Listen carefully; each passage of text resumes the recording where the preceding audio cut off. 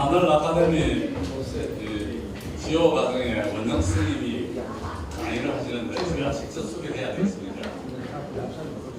우리 조성호 박사님이 지난번에 역사를 나누기 위해서 전화하셨습니다. 지금 우리 상무사에서 강의를 합니다.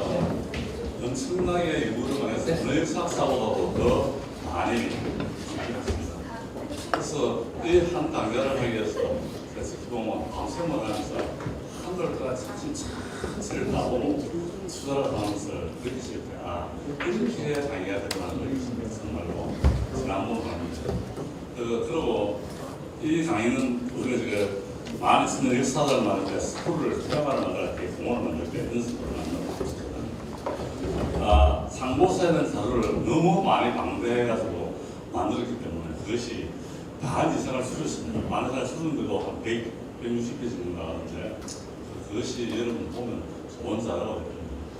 이 끝나고 나면 이 자료를 칼라 본문을 만들고 어디에 오늘 강의한 날을 말을 풀어서 이어지면 여러분들 역사 공부하는데 어느 것보다도 굉장히 도움이 됩니다.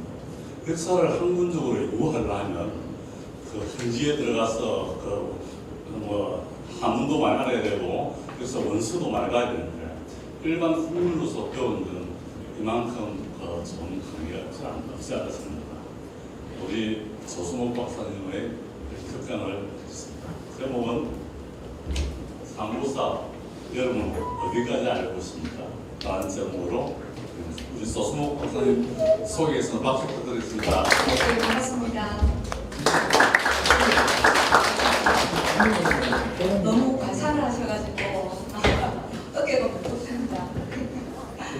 제가 CEO 첫 시간에 역사 어디까지 알고 있는가를 꼭 알아야 하는 이유를 제가 강의를 했던 것 같습니다. 그래서 오늘은 제가 상보사 어디까지 알고 있는가를 강의를 하게 되었습니다.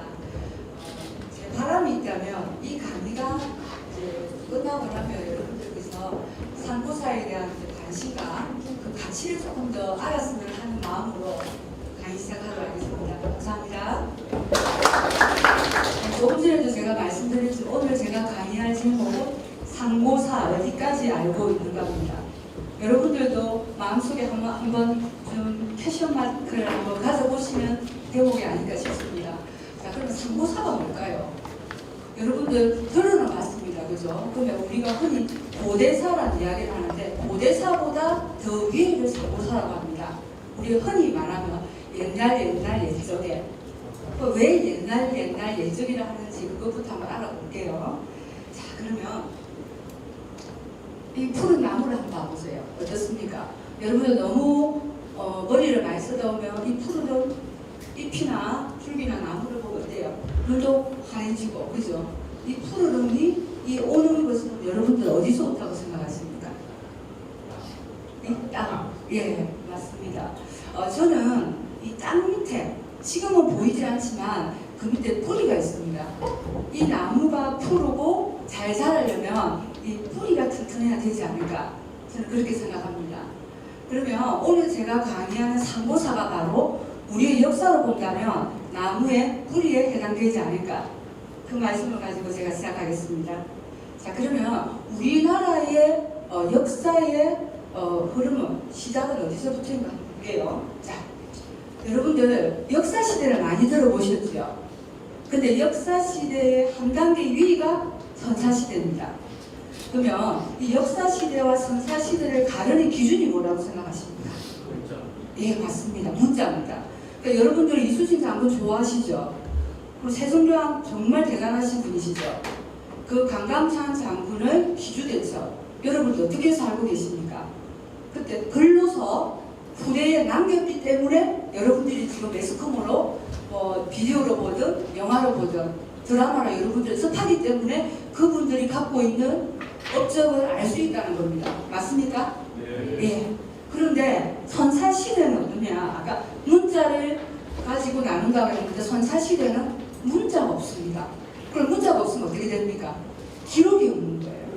그러면 우리가 그러면 카드라는 거 아시죠? 그래, 그때 그릴 카드라. 그게 바로 문자의 기록이 없을 때는 그렇게 가는 겁니다. 자, 그러면 우리나라의 그런 상고사의 흐름은 어떻게 됐는가 한번 볼까요? 우리 역사의 시작을 누구로 봅니까? 단군 왕건을 보죠, 그죠? 우리가 BC 2333년 고조선의 건국이라고 합니다. 그러면 이 고조선의 이 건국 2333년은 여러분 알다시피 우리나라가 역사시대와 선사시대를 나누는 기준을 보면 철기시대부터 역사시대라고 합니다. 왜? 중국에서 붓이 들어왔고 한자가 들어왔습니다. 그때부터 기록이 되었기 때문입니다. 그러면 기록이 되기 전 구석기, 신석기, 성종기 이 시대는 이때가 선사시대예요. 그러니까 이때가 어디냐? 제가 볼 때 상고사라고 보면 될 것 같습니다. 자, 그랬을 때 그러면 이 2333년이라는 게 어떻게 알 수 있을까요? 그게 오늘의 관건입니다.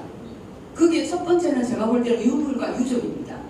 여러분들 한 번씩 어디에서 뭔가가 발견이 됐다, 뭐가 출토가 됐다 말씀 많이 들어보셨죠? 그겁니다.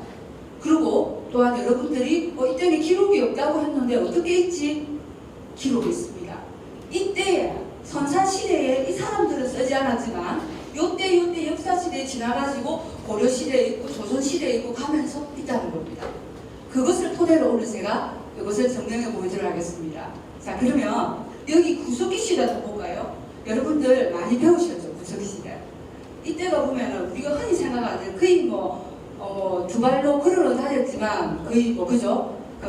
사람 같은 모습은 조금 유인원 같은 그런 모습인데 이때에 보면은 시대를 보면 기원전 70만 년 전이에요.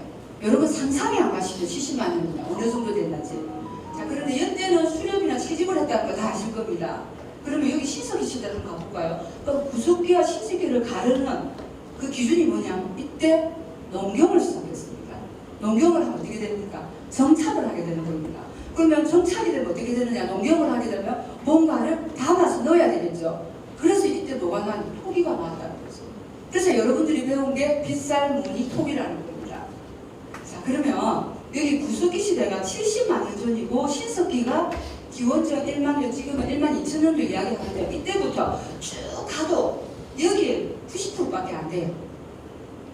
여기 엄청난 우리 구석기의 이 시대가 길었다는 겁니다. 그러면 여러분들이 우리 역사의 흐름을 보자면 이 구석기가 우리의 뿌리지 않습니까? 그러니까 우리나라만 여기를 중요하게 생각할까요? 전 나라, 특히 중국, 일본, 우리 여기 동부 같죠? 그러면 유럽도 마찬가지입니다. 엄청나게 여기에 대한 자존심이에요. 왜? 우리 손조는 여러분 아시죠? 나는 내가 한시 내 떼줘야, 내가 우리의 조상은 누구야? 내가 도산 안창호의 내 떼손이야. 여러분 어때요? 어깨에 힘 딱 들어갑니다. 그게 바로 여기에요. 이걸 이야기하는 겁니다. 그런데 우리는 안타깝게도 우리 일제강점기를 거치면서 일본이 뭐라고 했습니까? 조선 땅에는 청동기도 없다. 여기 나라는 이런 역사라는 게 그게 없어. 어딘가에서 이만 조선이 와서 너희들은 땅만 침략해야 거기서부터 만들어져서 이런 교육을 받아왔습니다. 특히 그런 데다가 우리나라는 고고학에 대한 어떤 그런 것들을 귀중함, 거기에 대한 가치를 우리나라는 조금 많이 모르고 있는 나라라는 것이 참 안타깝다는 생각은 듭니다. 자, 그러면 그럼 여러분 생각할 때 그러면 우리나라는 그럼 구석기가 있었을까요? 없었을까요? 예? 있었을 것 같아요? 아, 그래요. 어딘가 배운 것 같습니다. 자, 그러면 한번 가보겠습니다. 어쩔 수 없이 우리 일본과 뗄 수가 없어요. 자, 일본 일제강점기 때, 자, 그러면 먼저 상고사를 아까 정리하는 방법을 제가 두 가지를 한다고 제가 말씀을 드렸죠, 그죠? 그러니까 먼저는 1번 유물유적으로 말하는 역사적 진실을 제가 먼저 가겠습니다. 자, 그러면 여러분들 1933년이면 일제강점기죠. 이때 어떤 일이 있었는지 압니까? 일본군이 여기에 보시면은 여기 지금은 북한 땅이지만 함경북도 종성군 동간진 이쪽에서 철도 공사를 하다가 철도가 절단이 됐습니다. 근데 거기에서 뭐가 나왔냐면 지 이빨 아시죠? 그 화석이 나왔어요. 이게 뭐지? 이렇게 했는데 그걸 가지고 다음에 34일에 연구를 하게 됐습니다. 근데 거기에서 나온 것들이 요것들이에요. 많죠, 그죠? 여기서 나온 것은 동물, 하석, 석기, 굴각기 이런 생활 유물들이 이렇게 많이 발견이 됐다는 겁니다. 근데 이 연도가 어마어마해요. 70년에서 100만 년입니다. 자, 그럼 이때 시대 언제 시대입니까? 일제 시대죠. 그럼 일본 놈들이 어떻게 했을까요? 아, 여기 조선은 역사도 깊은 곳이니까 이것을 내가 그러면 이걸 만들어주고 이렇게 하겠습니까? 우리 일본이 잘하는 건 뭡니까? 왜곡이죠. 이거 왜곡이 아니고 덮었습니다. 왜? 일본이 가장 우리한테 많이 하는 말은 뭡니까? 내선일체, 일선동조론. 맞죠? 그러니까 조선과 일본은 조상이 하나다. 우리가 일본하고 뭐 패밀리입니까? 조상이 하나라고 하지 안 그렇습니까? 그죠? 내선, 한 몸이다. 그런데 그 의미가 뭡니까? 그러니까 너희들이 좀 미약하고 미개하니까 내가 좀 똑똑하고 하니까 너희 잘 챙겨줄게. 그러니까 입 다물고 잘 따라와. 이게 일제강점기에서 일본 사람들이 우리한테 주입을 했던 거 아닙니까? 근데 이게 좀 나왔으니까 이 사람들이 옳다구나 하겠습니까? 바로 덮었습니다. 그렇지만 나중에 어떻게 됐느냐? 우리나라의 최초로 구석기시대 유적이라는 점 역사적 의미를 갖고 있었다는 겁니다. 자, 그런데 신은 우리를 버리지 않습니다. 그 이후 30년 뒤에 어떤 일이 일어났느냐?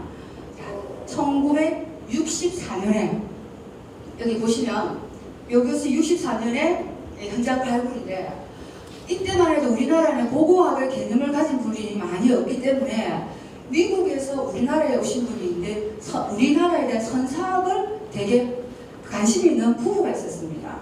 그 두 부부가 부산에서부터 조개 배총부터 해가지고 올라오면서 여기 공주 석장이 여기 오면서 열정을 토리를 발견했어요. 근데 이게 이상해. 뭔가가 좀 다른 것 같아. 그렇게 해서 어디다가 여기 보시면 나중에 윤복이 연세대 교수님한테 그것을 전달을 하게 됩니다. 근데 이게 구석기 시대를 여는 우리 남한에서 최초로 나온. 근데 거기에 중요한 것은 뭔지 압니까? 여기 보시면 집게, 들개, 주먹도끼, 집터, 기둥 세웠던 흔적, 화덕, 머리카락 여기서 다 나왔어요. 어때요? 머리카락이 나오고 화덕이 나오고 집터가 나오고 여기에 사람이 살았습니까? 안 살았습니까? 그렇죠. 구석기 시대에 우리나라에 사람이 살았다는 증거가 나온 겁니다. 근데 일본이나 중국만 우리를 무시하는 게 아니고요.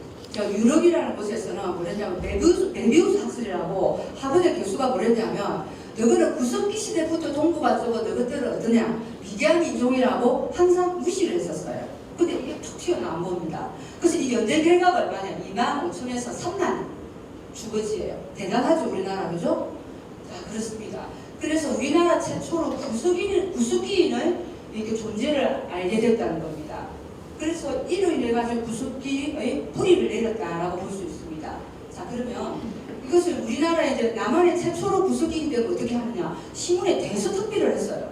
그래가지고 이렇게 10년 이상을 연구를 했습니다. 여기 송복이 연세대 교수가 30년간 12차례 발굴을 해가지고 이 내용들이 했던 내용들이 어떠느냐 교과서에까지 실려가지고 배우게 됐습니다. 그래 구석기 시대 연구 기틀을 마련했다는 평가를 받습니다.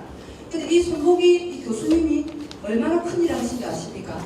이것을 발굴해서 이것을 이제 연구를 한 것도 중요하지만 우리가 여러분들 구석기 되면 마제스키, 타제스키 이런 말 썼죠.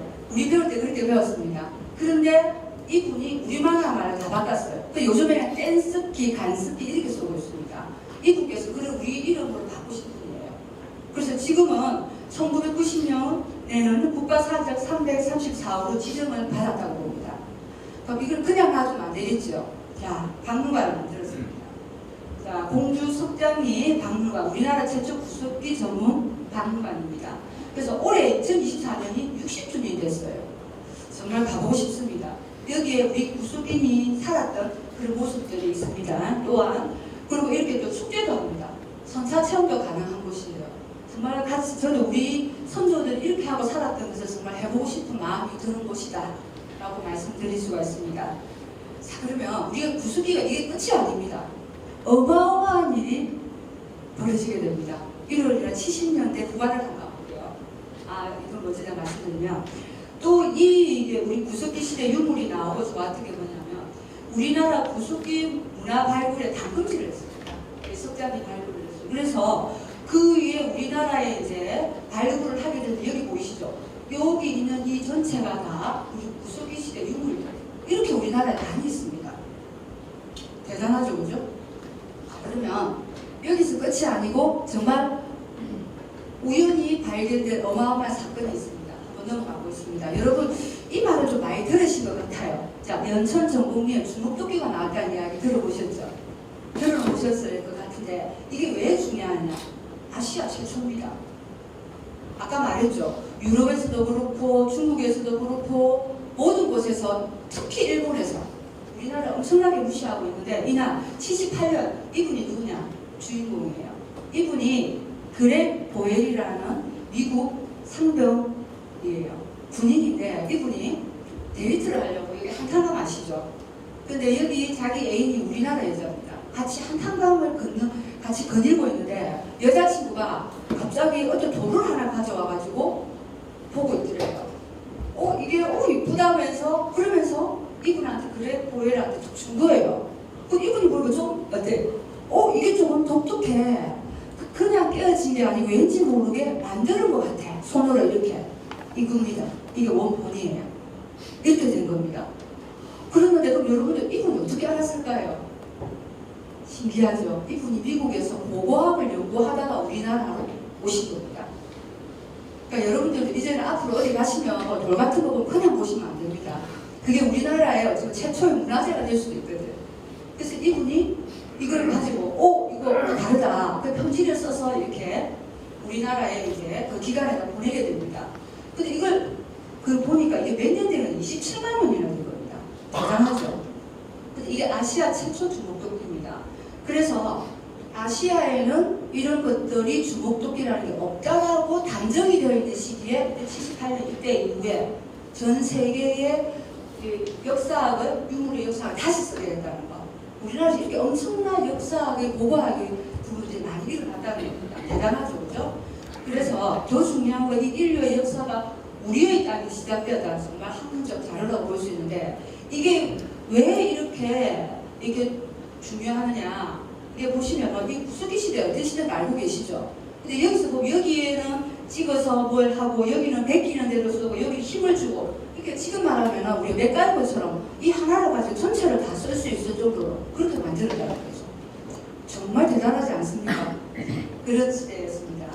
자, 그래서 여기도 보니까 연천청 공리도 그렇게 이렇게 박물관을 만들어 놨더라고요, 보니까. 그래서 이렇게 그때의 모습 정말 오랑우탄 같은 모습으로 이렇게 우리의 선조들이 이렇게 하고 있습니다. 이게 이제 원본으로 모습들을 이렇게 살았던 모습들을 많이 되어 있고 그 위에 이제 현재까지 8,500점의 유물이 발견됐다고 합니다. 대단합니다, 그죠? 자, 그럼 우리나라에 그럼 구석기가 있었으면 신석기는 없었을까요?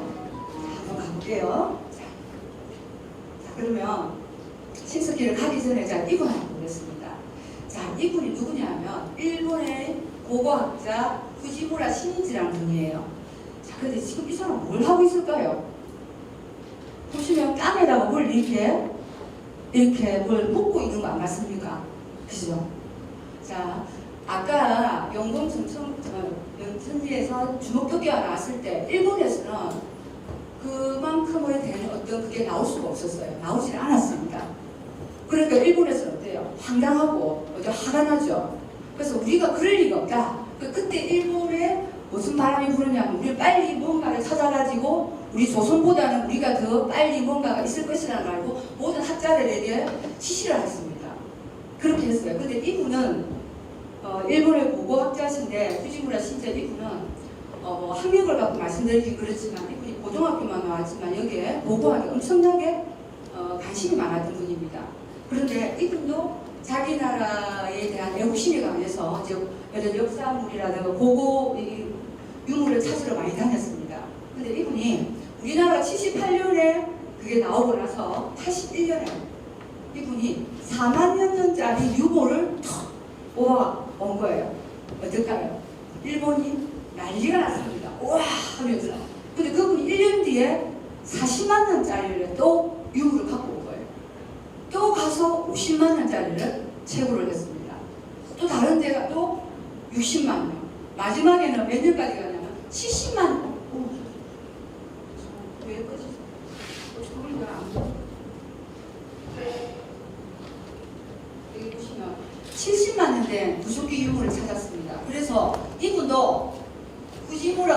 아니고 일본 교과서까지 불리는 사람이에요. 그렇게 됐습니다. 그런데 아무래도 뭔가가 좀 이상해요. 아까 이 모습 보셨죠? 여기서 이게 어떤 모습이냐면 어떤 분이 아무래도 이상해하면서 아무래도 이게 조금 조작인 것 같아 해서 CCTV를 산 겁니다. CCTV 여기 있는 게 7번, 11번 여기 있는 거 있죠? 이게 CCTV 남발이에요. 그래서 이분이 어느 날 유물을 발굴을 해가 나온 데서 그분이 가서 인터뷰를 했어요. 아, 오늘은 몇 년 된 유물입니까? 하니까 자기가 막 장황하게 늘어놓는 거예요. 그랬는데 그러면서 CCTV를 탁 해서 보여주면서 이건 어떻게 된 겁니까? 라고 한 게 이겁니다. 일본의 구속기 유물 조작 사건. 70만 원까지도 몰랐다, 조작을 했다. 이런 사건이 일어납니다. 어때요? 일본 같은 행동을 했죠. 그래서 사실 여기 후에 들리는 이야기로는 일본 내에서도 이분이 어느 정도까지 알고 있었지 않느냐는 그 소문도 있을 정도로 이런 세계적인 망신, 황당한 일을 만들어낸 게 바로 일본이라는 겁니다. 그러면 지금은 어떠느냐? 정신병으로 지금 많이 힘들어하고 있다는 것까지 말씀드리겠습니다. 자, 그러면 우리나라에도 이와 비슷한 일이 있었습니다. 이분이 누구냐? 김홍수라는 분이신데요. 여러분 충북 청운군 두루뭉동굴이라고 많이 들어보셨죠? 여기에서 이런 5, 6세 정도 되는 아기의 유골이 나오게 됐어요. 어떻게 나왔느냐? 이분이 누구냐면 탐방을 하시는 사장님이세요. 근데 여기 두루뭉동굴에 가서 하다가 보니까 뭐가 턱 걸려요. 이게 뭐지? 보니까 유골이 머리에 부상이 탁 걸린 겁니다. 근데 이때 이분이 겁이 나는 거예요. 왜 겁이 났을까요? 사실 우리나라는 문화재법에 의하면 자기가 일하는 곳에서 유물이 나오게 되면 그게 문을 닫아야 한답니다. 그럼 먹고 사는 게 안 되는 겁니다. 그런데 우리나라에서는 그걸 보상을 해주지 않는답니다. 그러니까 이분이 그전에도 조그만 하석 같은 게 있어서 갖다 준 적이 있기 때문에 이분은 겁이 났어요. 그래도 마음을 다잡고 열어보니까 이런 모습의 아이가 나왔습니다. 그래서 이분이 솔직하게 이야기했어요. 저 사흘 고민했습니다. 제가 생계가 달려있기 때문에 어떻게 해야 될지. 그렇지만 저는 결정했습니다. 그래서 이분이 2015년에 인터뷰한 내용이 돈보다 더 중요한 가치가 있다고 막연하게 느꼈다. 황수아이로 역사의 이름을 남긴 이 자부심을 느끼고 산다. 이 아이가 원래 황수아이가 아니고 이분이 김홍수예요. 그래서 이분의 그 가치를 존중하고자 어떻게 했다? 이때 황수아이라는 이름을 붙여서 지금 역사에 남게 만들었다는 겁니다. 이게 벌써 뭐냐면 이게 4만 년 전 구석기 시대의 사람이다. 정말 대단하신 분이시죠. 이런 분, 우리나라에 계시다는 겁니다. 자, 그러면 아까 말했듯이 이제 구석기에서 우리나라에 신석기를 넘어오겠습니다. 또 정말 황당한 일이 벌어집니다. 또다시 일본으로 또다시 왔습니다. 1925년. 이때 우리나라에 엄청난 홍수가 났답니다. 그래서 여기가 서울이거든요. 서울에서 여기 엄청난 홍수가 나가지고 모든 게 확 다 썰고 나서 홍수가 그치고 나서 나타나는 모습이에요. 신기하죠? 이게 어떠냐 보시면서 여기가 아까 제가 보여드린 거 여기서 이제 음식터 여기서 사람이 살았다는 거 그게 하덕자리라든가 여기 갱이라든가 여기 보십시오. 신석기의 대표적인 게 신석기 삐살무늬 투기까지 나왔다는 거죠. 그래서 서울에서 가장 오래된 최대 집단 칠화 6,000년 정도 이렇게 나오게 됐습니다. 자, 그러면 이것도 우리나라에서는 이렇게 여기 보시면 앙사동 선사유적 박물관이라 해서 이렇게 대표 유물이 빗살무늬라든가 어떻게 어루를 하고 어떤 시청으로 되어 있고 이렇게 또 여기 가시면 빗살무늬 토기를 제작을 할 수 있는 과정을 직접적으로 체험을 할 수 있는 공간이 있답니다. 그리고 여기서 보면 같이 이 토기에 넣어서 뭔가를 먹고 할 수 있는 생활을 체험할 수 있는 공간도 있다. 그리고 여기는 이제 바깥에 이제 체험장입니다. 여기 보시면 이렇게 살았던 모습들 보이시죠, 그죠? 그리고 이제 신석기에는 아시겠지만 이거만 네, 맞습니다. 여기 이제 여기서 이제 맛집이 아닌 집에 살고 있는 모습까지 보이시죠, 그죠? 여기서 이렇게 생활을 가족들이 옹기종기 모여서 하는 모습들까지 이제 우리나라 그 시석기를 지나서 여러분들 이제 여름이라고 생각하면 가고 싶은 곳 중에 1순위에 들어가는 게 아마 강원도가 아닐까. 휴가를 가고 싶다고 생각할 겁니다. 저도 사실 강원도 되게 좋아합니다. 여기 보시면 이렇게 많은 유적지들을 갖고 있는데, 그런데 2011년에 얼마 안 됐습니다. 강원도에서 엄청난 일이 벌어졌습니다. 자, 그러면 일단 강원도 지도를 잠깐 보겠습니다. 자, 볼까요? 여기가 이제 강원도 춘천입니다. 춘천에 보면 여기에 상중도, 여기가 하중도라고 하거든요. 여기에 선사유적지, 엄청난 양의 유적이 여기서 발굴이 되게 됩니다. 자, 그러면 이것을 여기다가 크게 확대한 겁니다. 그러니까 단일한 지역에서 전 세계에서 가장 많은 유구지가 출토가 되었어요. 여기가 그런 것입니다. 그런데 그럼 여러분 생각하시면 이게 출토가 되면 아까 앞에 했던 것처럼 뭐 박물관 만들고 체험장 만들고 하면 되지, 그런 생각 안 되십니까? 그런데 엄청난 일이 일어났습니다. 자, 한번 가볼게요. 자, 여기 보시면 여러분 레고랜드 아시죠? 혹시 아십니까? 그 레고는 아십니까? 여기 이제 어제 결혼하신 분들은 우리 아이의 소근육도 발달시켜주고 사유력도 높여주고 머리를 좋게 한다고 레고 많이 사주셨죠? 저도 많이 사줬는데, 저 여기 영국의 레고라는 이 주식회사가 춘천 중도에 세계에서 가장 큰 레고랜드를 짓겠다고 계획을 발표합니다. 그렇게 했습니다. 그런데 발표를 한 게 아니고 여기에 중도의 레고랜드 계약을 완료를 2011년에 합니다. 근데 그렇게 해서 이제 착수를 했겠죠. 근데 그때 하니까 개발을 위해 땅을 타보니까 엄청나게 많은 선사유의 유물이 끝없이 나오는 거예요. 그렇게 나오면 어떻게 해야 됩니까? 중단해야 되죠. 중단 요구를 했어요. 근데 거기서 한 말이 뭔지 압니까? 그래 최대한 유정을 훼손하지 않는 방법으로 공사를 할게, 그렇게 약속을 했습니다. 미심쩍었지만 하라고 했어요. 그래서 이후에 여기에 뭐 중도 개발 공사를 설립하고 했는데, 이때 이후에 또 코로나가 오고 여러분들 TV에서 여기에 보면 어떤 부채가 어떤 녀석들이 그런 말 많이 들었을 겁니다. 엄청난 사건들이 많았는데 우유곡절 끝에 2022년 2년 전에 5월 5일 날 개선까지 했습니다. 그러면 어느 정도 나왔는데 그러면 이렇게 많다고 하는가 한번 볼게요. 이것이 2011년에만 문제 그때만 나온 게 아니고 1977년부터 우문 토기가 나왔고 그 선사유적지의 보고가 된 지역으로 알려지는 곳입니다. 그리고 반달 토끼, 돌토끼, 석기시대 유물이 발굴이 다 됐다는 거죠. 그리고 여기 보시면 오조선 시대 아시죠? 비파인, 동검이라든 성경 도끼, 그리고 고인돌 이런 것들이 발굴이 됐어요. 그랬는데 아까 그 시기를 들어 2011년에 개발을 하다 보니까 이때 초대형 테마파크 아까 레고랜드를 짓는다고 부지를 파다 보니까 한번 보십시오. 어마어마합니다. 선사시대 유물이 9,000점이에요. 9,000점. 그 선사시 집터가 1266기. 여기에 만약에 6명만 한 집에 들어서 산다고 생각하면 10,000명입니다. 그 정도의 사람이 살았다는 거죠. 고인돌 무덤이 170기. 그리고 청동기 유구가 1,400기. 그러니까 단일 유적으로는 한반도 최고, 세계에서 최고의 유적 이런 것들이 나왔다는 거죠. 그렇게 됐습니다. 그래서 많은 학자들이 세계 고고학과 역사를 다시 쓰게 할 유일무이한 발견이라고 이렇게 말한 곳이에요. 여러분들이 어떤 곳인지 궁금하시죠? 한번 보겠습니다. 자, 이게 항공 위에서 찍은 사진이에요. 잘 안 보이시죠? 확대해놨습니다. 하늘에서 내다보면 이게 어마어마하죠. 여기 고속도로예요. 끝이 없습니다. 이 전체가 다 이게 집터 이거예요.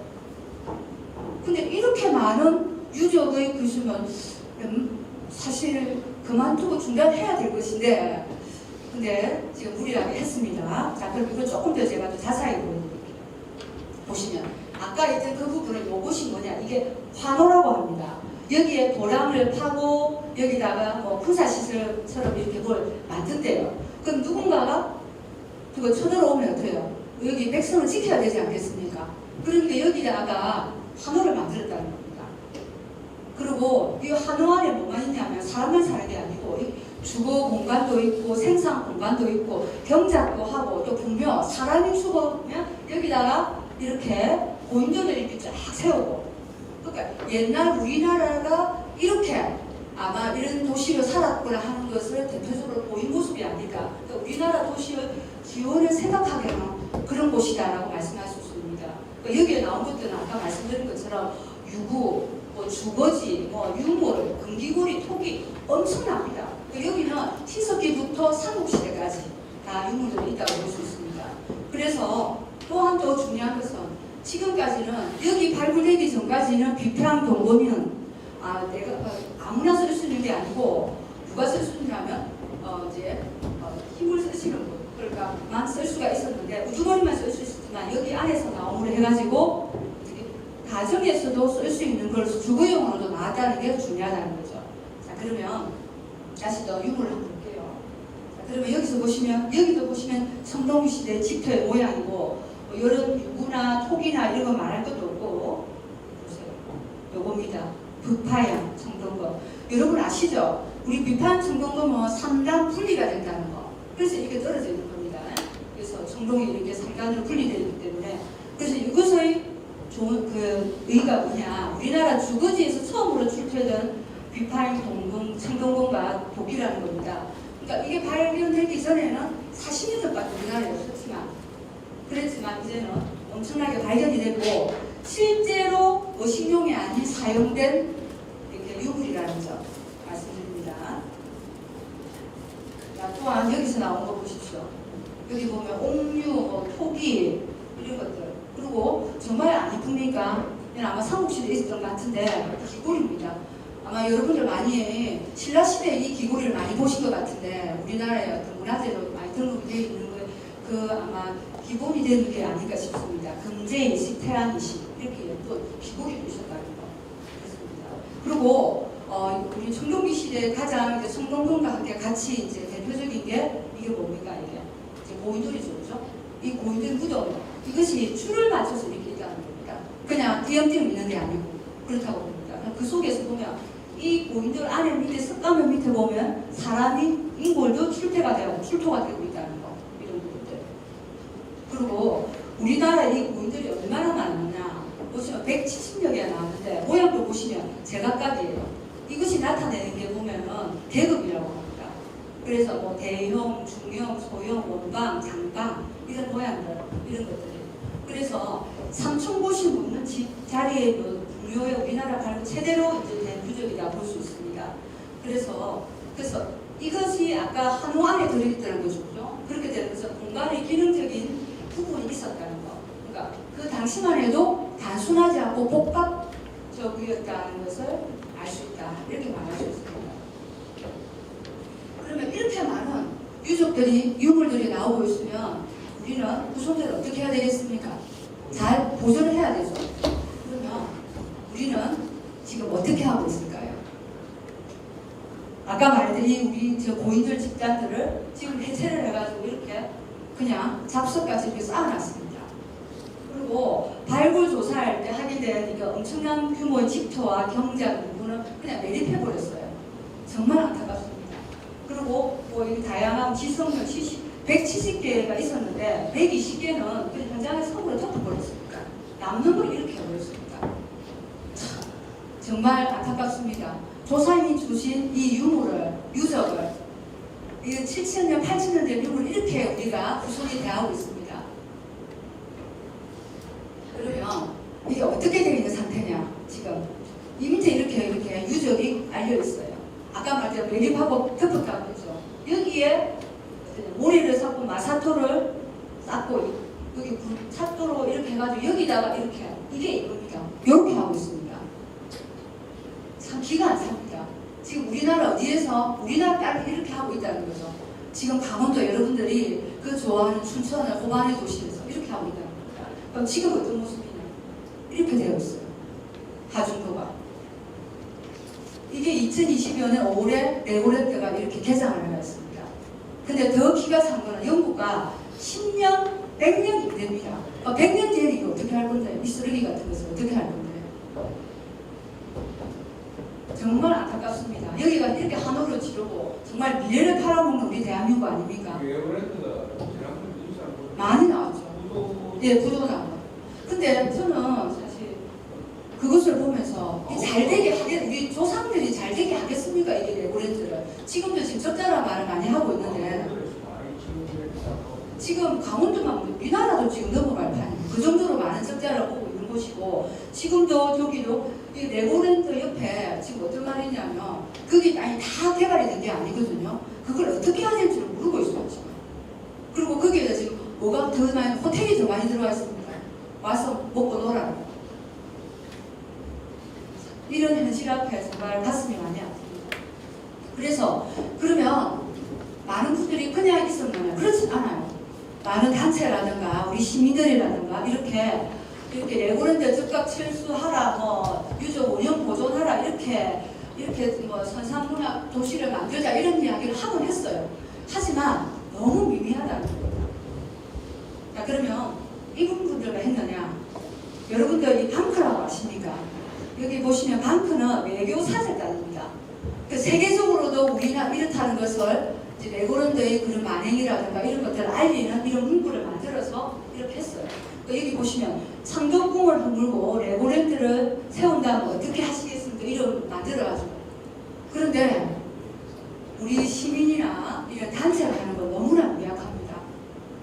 그래서 이걸 보다 못해서 이런 여기가 어디냐면 역사 보고와 관련 언론사입니다. 고대의 기원이라는 곳에서 2020년에 이렇게 했습니다. 레고랜드에 망가지는 한국의 고대 중도 유적지의 실체가 무엇이며 문화유산을 지키고자 하는 한국인들의 노력 그리고 이와 함께 방크의 글로벌 캠페인에 대한 기사를 보도했습니다.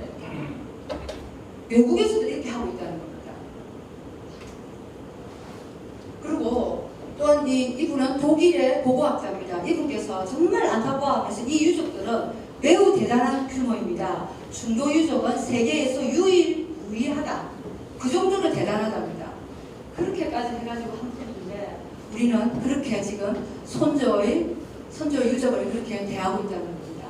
그러면 다른 나라는 어떻게 하고 있을까요? 유적을. 자, 여러분들 여기 잘 아시죠? 영국의 스톤헨지. 이거 우리하고 똑같습니다. 이 고인돌 아닙니까? 여기 있는 것은 여기 뭐 4,500년 전밖에 안 돼요. 우리 8,000년, 9,000년이에요. 이렇게 해가지고 우리보다 훨씬 좁아요. 요걸 해가지고 관광지를 해가지고 지금 부대가 먹고 살고 있고 자부심은 어깨 힘을 주고 살고 있습니다. 그리고 그것도 모자라 언제입니까? 58년에는 이걸 어때? 보건사업 또 해요. 그렇게 하고 있는 게 지금 영국이에요. 그러니까 영국만 그러냐. 이 일본은 BC 3세기면 2300년 된 데 아닙니까? 우리는 8000년이에요. 2300년 이것도 역사공원을 만들어가지고 지금 이렇게 부대에 남기고 있고 이걸로서 먹고 살고 있습니다.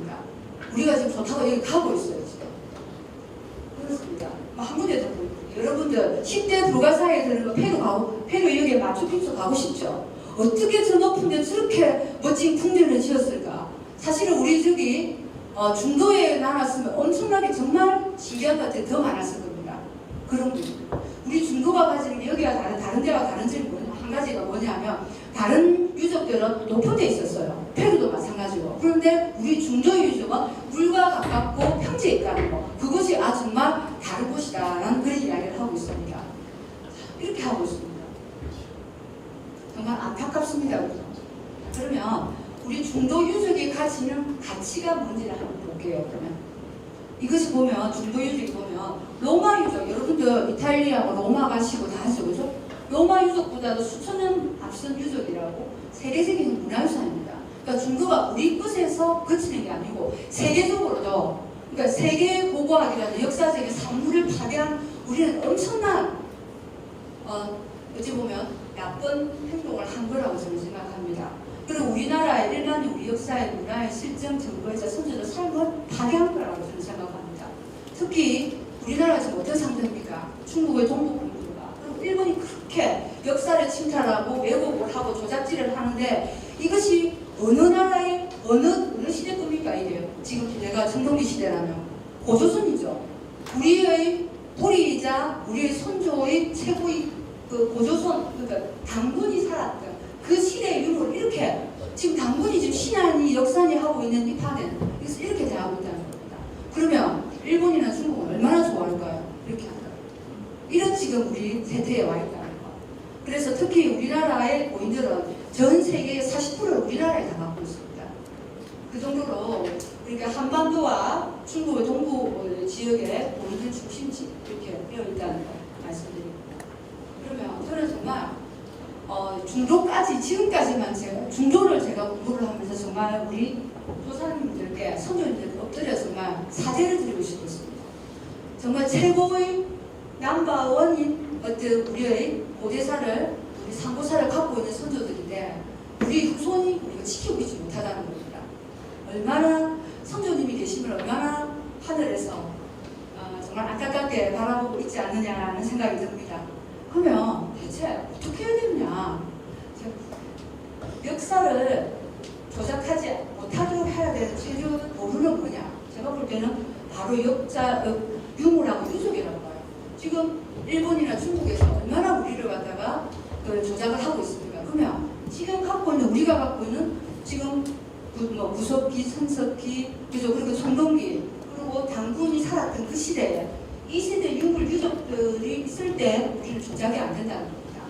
그래서 이런 것들을 우리가 앞으로 잘 보존을 하고 가치를 우리가 인정해야 되지 않을까 싶습니다. 그래서 우리가 다 같이 우리 민족의 뿌리를 되찾는데 같이 노력을 해야 되지 않을까. 여러분들과 같이 하고 싶은 마음을 담습니다. 근데 100년이 됐기 때문에 근데 그게 남으면 어떻게 해야 될까요? 정말 우리나라는 엄청난 골칫거리입니다. 갈수록. 맞습니다. 그래서 저는 느낀 부분이 한 사람의 힘, 여러분들 여기 계신 분 오늘 제가 이 강의를 하고 이 자리에 서게 된 이유는 여러분은 1대 100, 1대 1000, 1당 1000이라고 저는 생각합니다. 여러분의 한 목소리와 여러분의 가치관이 1000명을 저는 바꿀 수 있다고 생각하기 때문에 다시 제가 상고사 역사를 전공을 안 했지만 제가 오늘 또 이 자리에 제가 서게 됐습니다. 그런데 정말 우리나라의 또 다른 서방이 비치는 일이 동북지역에서 중국의 동북지역에서 또다시 일어났습니다. 여러분 이 지역 어딘 줄 아시죠? 이 지역은 여기 우리나라가 있습니다. 여기가 이제 중국이 있고 여기가 우리 고구려나 부여나 그리고 고조선이 정말 강한 땅을 우리나라의 땅으로서 정말 누비고 살 때 그때의 땅입니다. 근데 지금은 우리의 땅이 아니에요. 하지만 여기에 보시면 여기를 이제 요동요소라고 하는데 요동요소를 가르는 이 중간에 기역자로 여기가 노화라는 강이 있습니다.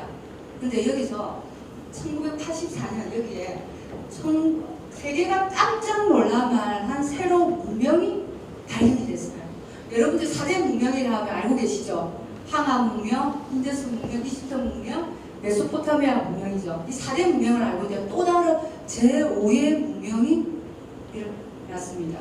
그래서 여기에 어떤 것이 벌어졌는지 한번 보겠습니다. 여러분 궁금하시죠? 짠! 보겠습니다. 자, 이분이 여신이에요. 지금은 중국이라서 조금 이름을 어렵습니다. 무하랑이라는 이 곳에서 여기에 이제 홍산이라는 곳입니다. 중국 내몽골 자치구 내의 무하랑 홍산 지역에서 5,500년 전에 여신산이에요. 자, 여기서 보시면 홍산이라는 말은 붉은 산이라는 의미로 여러분들 이해를 하시면 될 것 같습니다. 근데 여기 한번 봐보세요. 사탄같이 해가지고 눈을 동그랗게 해가 뜨고 계시죠? 이게 뭔지 아십니까? 옥입니다. 근데 5,500년, 여러분 상상이 가십니까? 지금도 옥이 비싼 거 아시죠? 엄청나게 비싼데 5,500년 전에 눈에 옥을 받고 있는 여신산이 출토가 되었어요. 좀 신기하지 않습니까? 근데 더 신기한 건 한 명이 아니라는 겁니다. 자, 어때요? 자, 그러면 그게 나온 것들을 이렇게 조각조각 길게 누르면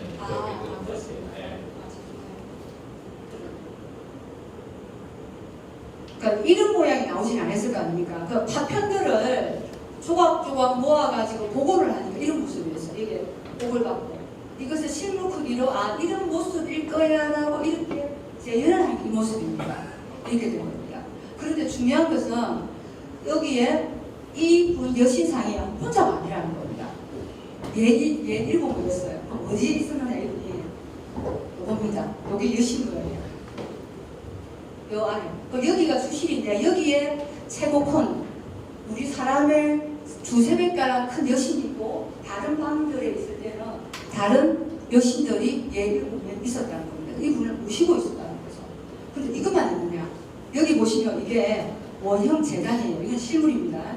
여기에 보면은 뭐가 있냐면 방형의 적석총이 있어요. 대단하죠.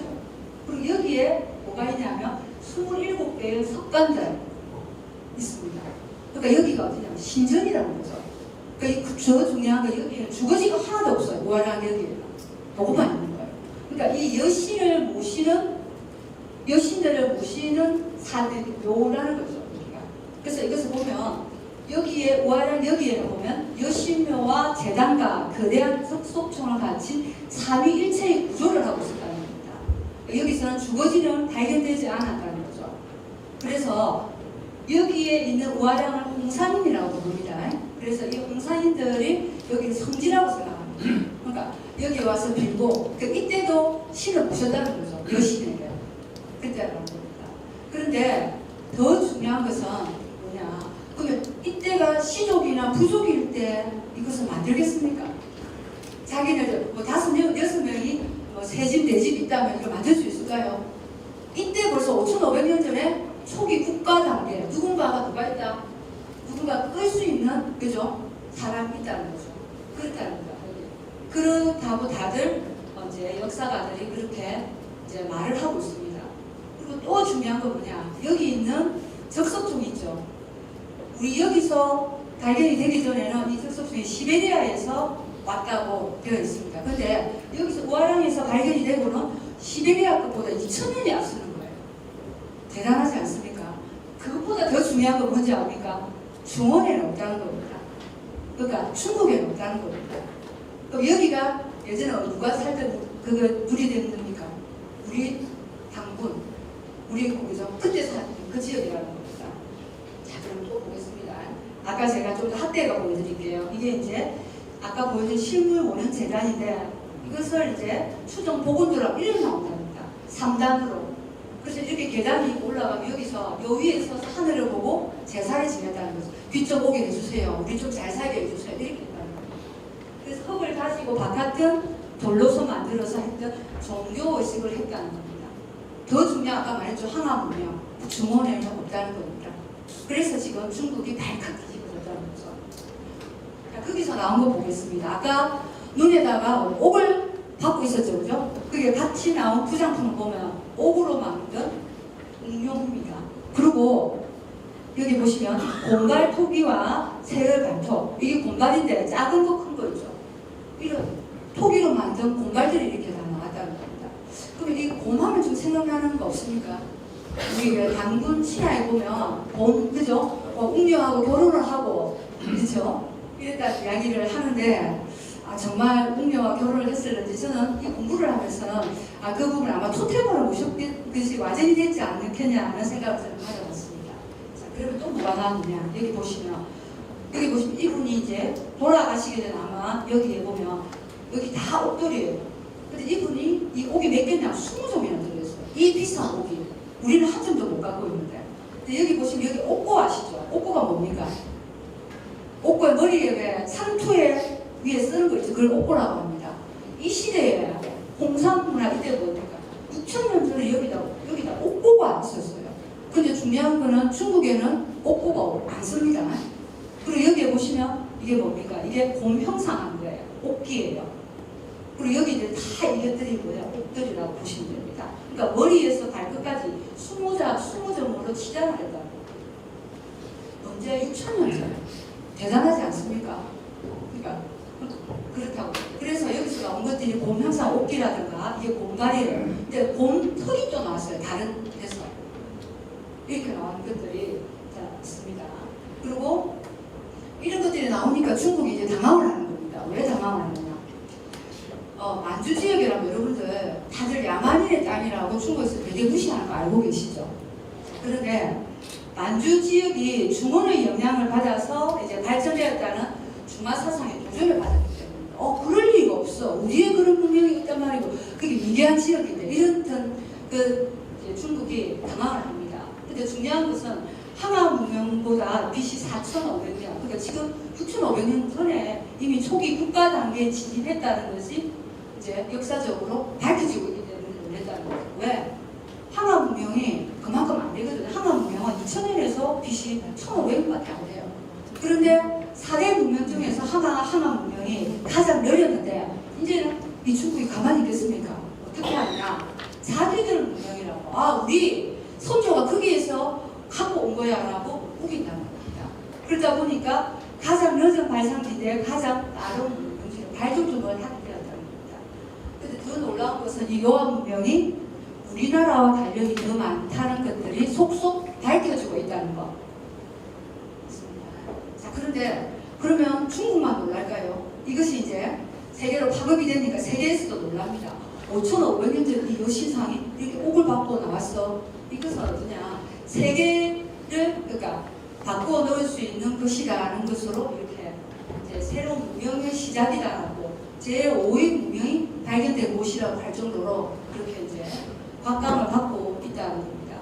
그래서 4대 문명보다도 되게 3,000년이나 8,000년 전 문명 이후에서 발견이 된다. 이렇게도 이제 알고 있습니다. 그러면 아까 말한 요한 문명이 뭐냐? 요한 문명이라는 것은 이 지역입니다. 아까 제가 여기 라호강이 우리말로 하면 요하강이거든요. 이렇게 기억자가 있다고 했죠. 이렇게 여기서 라호강이 요하강을 했을 때 요소지방, 요동보다 요소지방 이쪽이에요. 여기가 이제 홍산 문화만 있는 게 아니고 이런 많은 문화들이 이렇게 같이 어우러져 있는데 홍산 문화가 가장 여기서 많이 이제 중심이 되는 이제 문화라고 말씀드릴 수 있습니다. 그걸 정리를 하면 홍산 문화를 정점으로 화려한 꽃을 피웠던 문명은 요하 일대에 집중적으로 발굴되고 있어서 요하 문명이라고 한다. 이렇게 이제 말씀드립니다. 그러면 요하 문명의 발전 단계를 보면 제 시작은 BC 7,000년, 9,000년 전입니다. 자, 그분의 소화성 문화라는 게 최초의 빗살무늬가 발견되는 거죠. 빗살무늬가 아시죠? 우리나라에도 있었다는 거죠.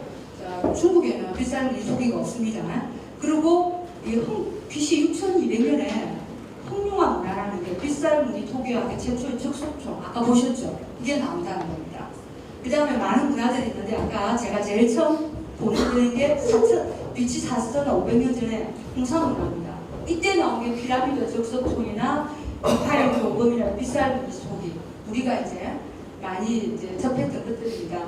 그리고 이런 소화연 문화가 있는데, 그리고 BC 2300년 하가즘 하천 문화라고 했는데 이것은 치를 갖춘 석성, 제가 나중에 뒤에 설명을 하겠습니다. 그래서 이때 문명 대국이 있었을 가능성이 높다고들 다 역사가들이 이야기를 하고 있습니다. 자, 여기 보시면 BC 2300년 어디가 생각납니까? 우리 당군이 그죠? 고조선을 만들기 2333년이라고 했습니다. 그죠? 거의 일치하죠. 그런데 중국은 이때 역사서를 다 뒤져볼 때 나라가 없습니다. 넘어가겠습니다. 자, 그러면 이랬을 때 그러면 중국은 어떤 반응을 하는가? 다시 시진핑은 시도 때도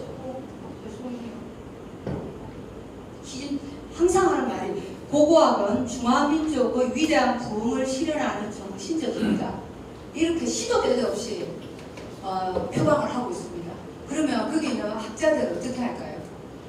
이 시진핑이 최고 주석이 말한 그걸 따르려고 노력하겠죠. 그랬을 때 어떤 것들이 만들어지거든요. 원래 항암 문명은 여기 보시면 이게 뭔지 아시죠? 우리가 알고 2,700이나 넘는 이게 만리장성인데 지금은 더 많이 늘어났습니다. 원래의 만리장성은 이겁니다. 그래서 이 만리장성은 어떤 의미냐?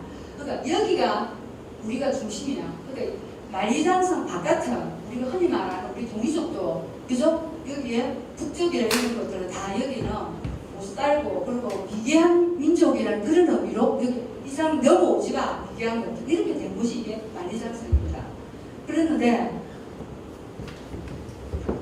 아까 제가 말씀드린 이제 4대 문명지가 이렇습니다. 그런데 1984년 이후에 어떤 일이 일어났습니까? 여기에 요한 문명이 홍산 문화를 위로 해가지고 여기서 요소지방에 문명이 일어났습니다. 근데 그 전에 어떤 문명이 있었나? 항암 문명이 뭐가 있었냐면 여기 장강문명이라고 일어났어요. 장강문명이 양쯔강입니다. 그러니까 어떤 문명은 바다를 끼고 일어납니다만 그랬을 때 봤는데 근데 여기에 73년에 장강문명이 생겼을 때는 문제가 안 됐어요. 왜? 여기가 만리장성이 돼요. 안에서 일어나니까 이렇게 놔도 우리 거야. 근데 문제가 되는 건 여기 자기네들이 무시하고 여기 이제 만리장성 이북에 이쪽에 있기 때문에 문제가 된다는 겁니다. 그러니까 자기네들이 끌어들이니까 그러니까 말을 바꿔야 되고 역사에 없기 때문에 그게 문제가 된다는 겁니다. 그러면은 중국에서 가만히 있을까요? 그때 들고 나온 게 뭐냐? 다기운론이에요. 그게 뭐냐? 황제의 땅에서 요왕문이 꼽히기 시작했고 그 다음 이어서 황하와 장강에서 문화가 꼽히기 시작했다는 다기운론. 그러니까 예전에는 여기가 우리야. 여기 말고 다 야만이라는 건데 아니 여기도 있고 여기 요왕문이 우리 황제가 그때부터 여기서 했다는 그런 말도 안 되는 소리로 다기운론을 갖고 오자는 겁니다. 그래서 그 의도가 뭐냐? 다기운론을 주장하는 이유가 실질적인 중국 문명의 발원지를 어디로 한다? 황하가 아니고 모하라는 겁니다. 그래서 역사 재편 작업을 진행을 하기 위해서 이런 이론을 펼치고 있다. 이렇게 말씀드릴 수가 있습니다. 그러면 원래는 어땠느냐? 여러분 보시면 영황자손이라고 했거든요. 중국인은 영제 신론과 황제 헌은의 자손이다. 이렇게 자기들의 그 중화에 우리가 세상의 중심이 우리가 최고다는 그런 마음을 갖고 있었던 그래서 2007년에 분리까지 했어요. 그런데 어떻게 바뀌었느냐? 여기가 어디냐면 국경 인근입니다. 여기 중화상조당을 건립을 했어요. 언제? 1997년 여기 보면 중화상조당이라면 우리 중국의 시조가 세 사람을 모시는 곳이다. 아까 2명밖에 없다고 했잖아요. 근데 세 사람으로 바뀌었어요. 왜 이렇게 하냐? 거기 3명이 누가 들어가느냐? 여기 보면 황제 아까 했죠? 영제 그리고 치우. 여러분 치우 많이 들어보셨죠? 우리의 조상입니다. 배달국에 14대. 나중에 제가 또 말씀드리겠습니다. 자, 그런데 이것은 뭘 뜻할까요? 여기서 들고 나오는 게 영제와 황제는 중국 민족의 조상을 대표한다. 그러면 치우는 중국 내 소수민족의 조상을 대표한다는 겁니다. 그러니까 55개죠. 그죠? 중국 한족 배경 55개 소수민족의 조상이 바로 치우기 때문에 우리는 화합을 위해서 어떻게 한다? 한 곳에 같이 모시다. 이렇게 말을 바꿨습니다. 그래서 여기 말한 게 세 사람을 한 곳에 놓은 것은 중화 56개 민족의 대단계를 도모하겠다. 문화의 융합은 56개 민족의 통합을 말한다. 이렇게 외치고 있다는 겁니다. 그래서 사실 중국 사세에도 어떠냐면 황제가 맞서 싸우게 두고 치우가 맞서 싸웠어요. 그때 자기네들은 그 길을 위조를 어떻게 했냐. 사실 치우가 백전백승했거든요. 그런데 황제가 다 이겼다고 반대로 써놨다. 그것도 되어 있습니다. 그래서 여기서 마지막 결론은 뭐냐. 현재 중국 땅에서 벌어진 모든 역사는 중국의 역사라는 틀에서 만들어졌다고 보시면 될 것 같습니다. 대단하죠, 중국. 이렇게 외우고 있습니다. 자, 그러면 우리의 조상 치우를 잠깐 보겠습니다. 치우는 배달국의 14대 천왕입니다. 그래서 우리는 치우 천왕이라고 하고 좌우지 천왕이라고도 하고 있습니다. 그래서 이분은 정치와 병법, 도리에 크게 개발한 문화의 영웅으로서 여기 뿔이 있죠. 여기 뭐냐면 청동기 때 만들어 쓴 거예요. 이것들. 근데 사실 이때 중국에 이런 게 없었어요. 그래서 치우가 왜 이겼냐면 청동기 습기하고 나무에 이기겠습니까? 못 이기겠습니까? 백전백승이죠.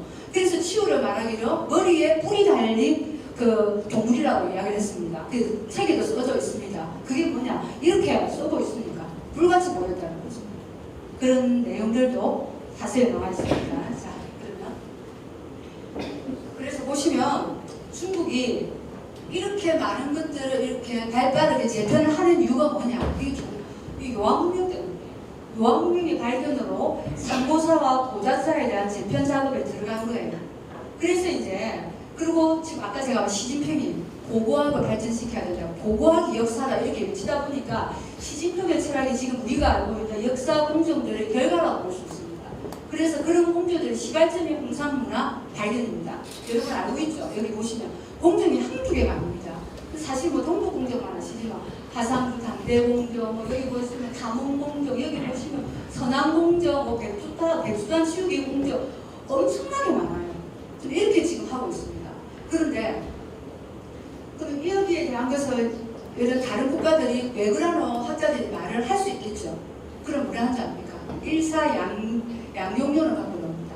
같은 역사인데 누구는 누구끼리 써, 우리는 우리끼리 써자 이렇게 우리의 역사에 적힌 대로 해가지고 쓰겠다 그런 논리를 갖다 대고 있습니다. 그리고 또 한 가지 여기 보시면 우리도 사실 좀 역사적인 문제가 지금 경제적인 문제로 간다면 정치적인 문제로 되는 겁니다. 중국이 지금으로서 워낙 많은 인구를 15억을 갖고 있다 보니까 예를 들자면 이런 티베트라든가 이런 서남문명 같은데 예를 들어 몽골 같은데 몽골이 어느 나라입니까? 몽골이 중국의 아니잖아요. 그죠? 근데 중국의 역사가 많이 되어 있습니다. 우리나라 그 고조선처럼 되어 있는데 그걸 말을 못하는 이유가 뭔지 압니까? 수출을 막아버리면 굶을 수 있습니다. 그렇기 때문에 거기에 대해서 입도 뻥뻥 못하고 있는 겁니다. 이런 현실 앞에 자 그러면 공정들 한번 볼게요. 하상주 단대공정이란 뭐냐? 여러분 하상주 아시죠? 중국에서 가장 앞선 역사를 하나라, 상나라, 주나라의 단대 역사를 좀 만들어보자 이렇게 어떻게 되어 있는 판명이 안 된 역사를 한번 만들어보자 만든 게 하상주 단대공정. 어떤 정도 우리 고조선보다 빠르게 우리보다 만들겠다는 그런 의도라고 보시면 될 것 같습니다.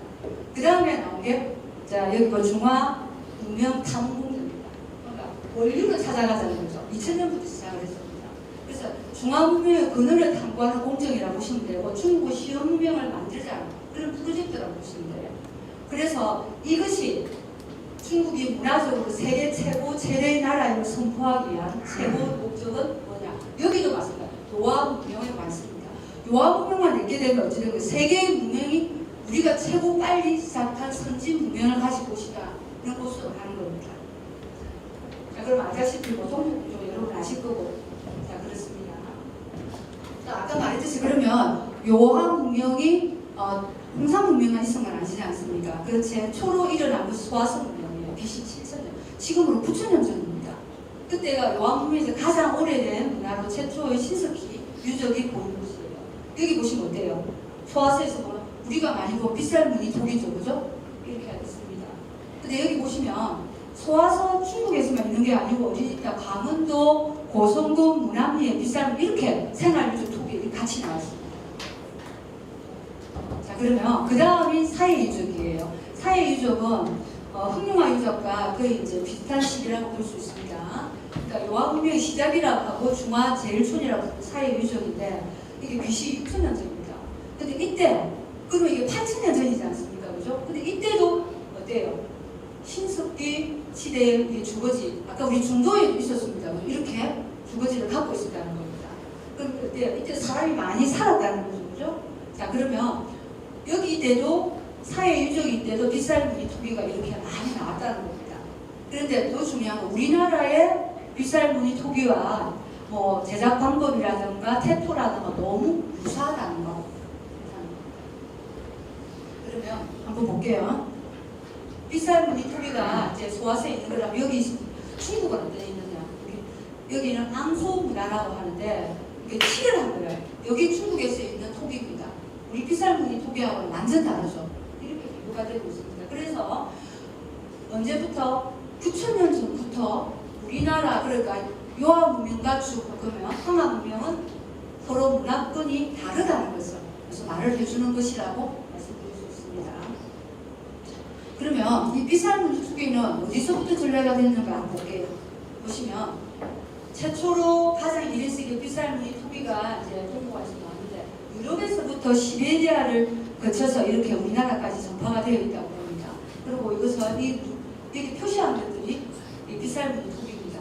우리나라 여기죠, 그죠?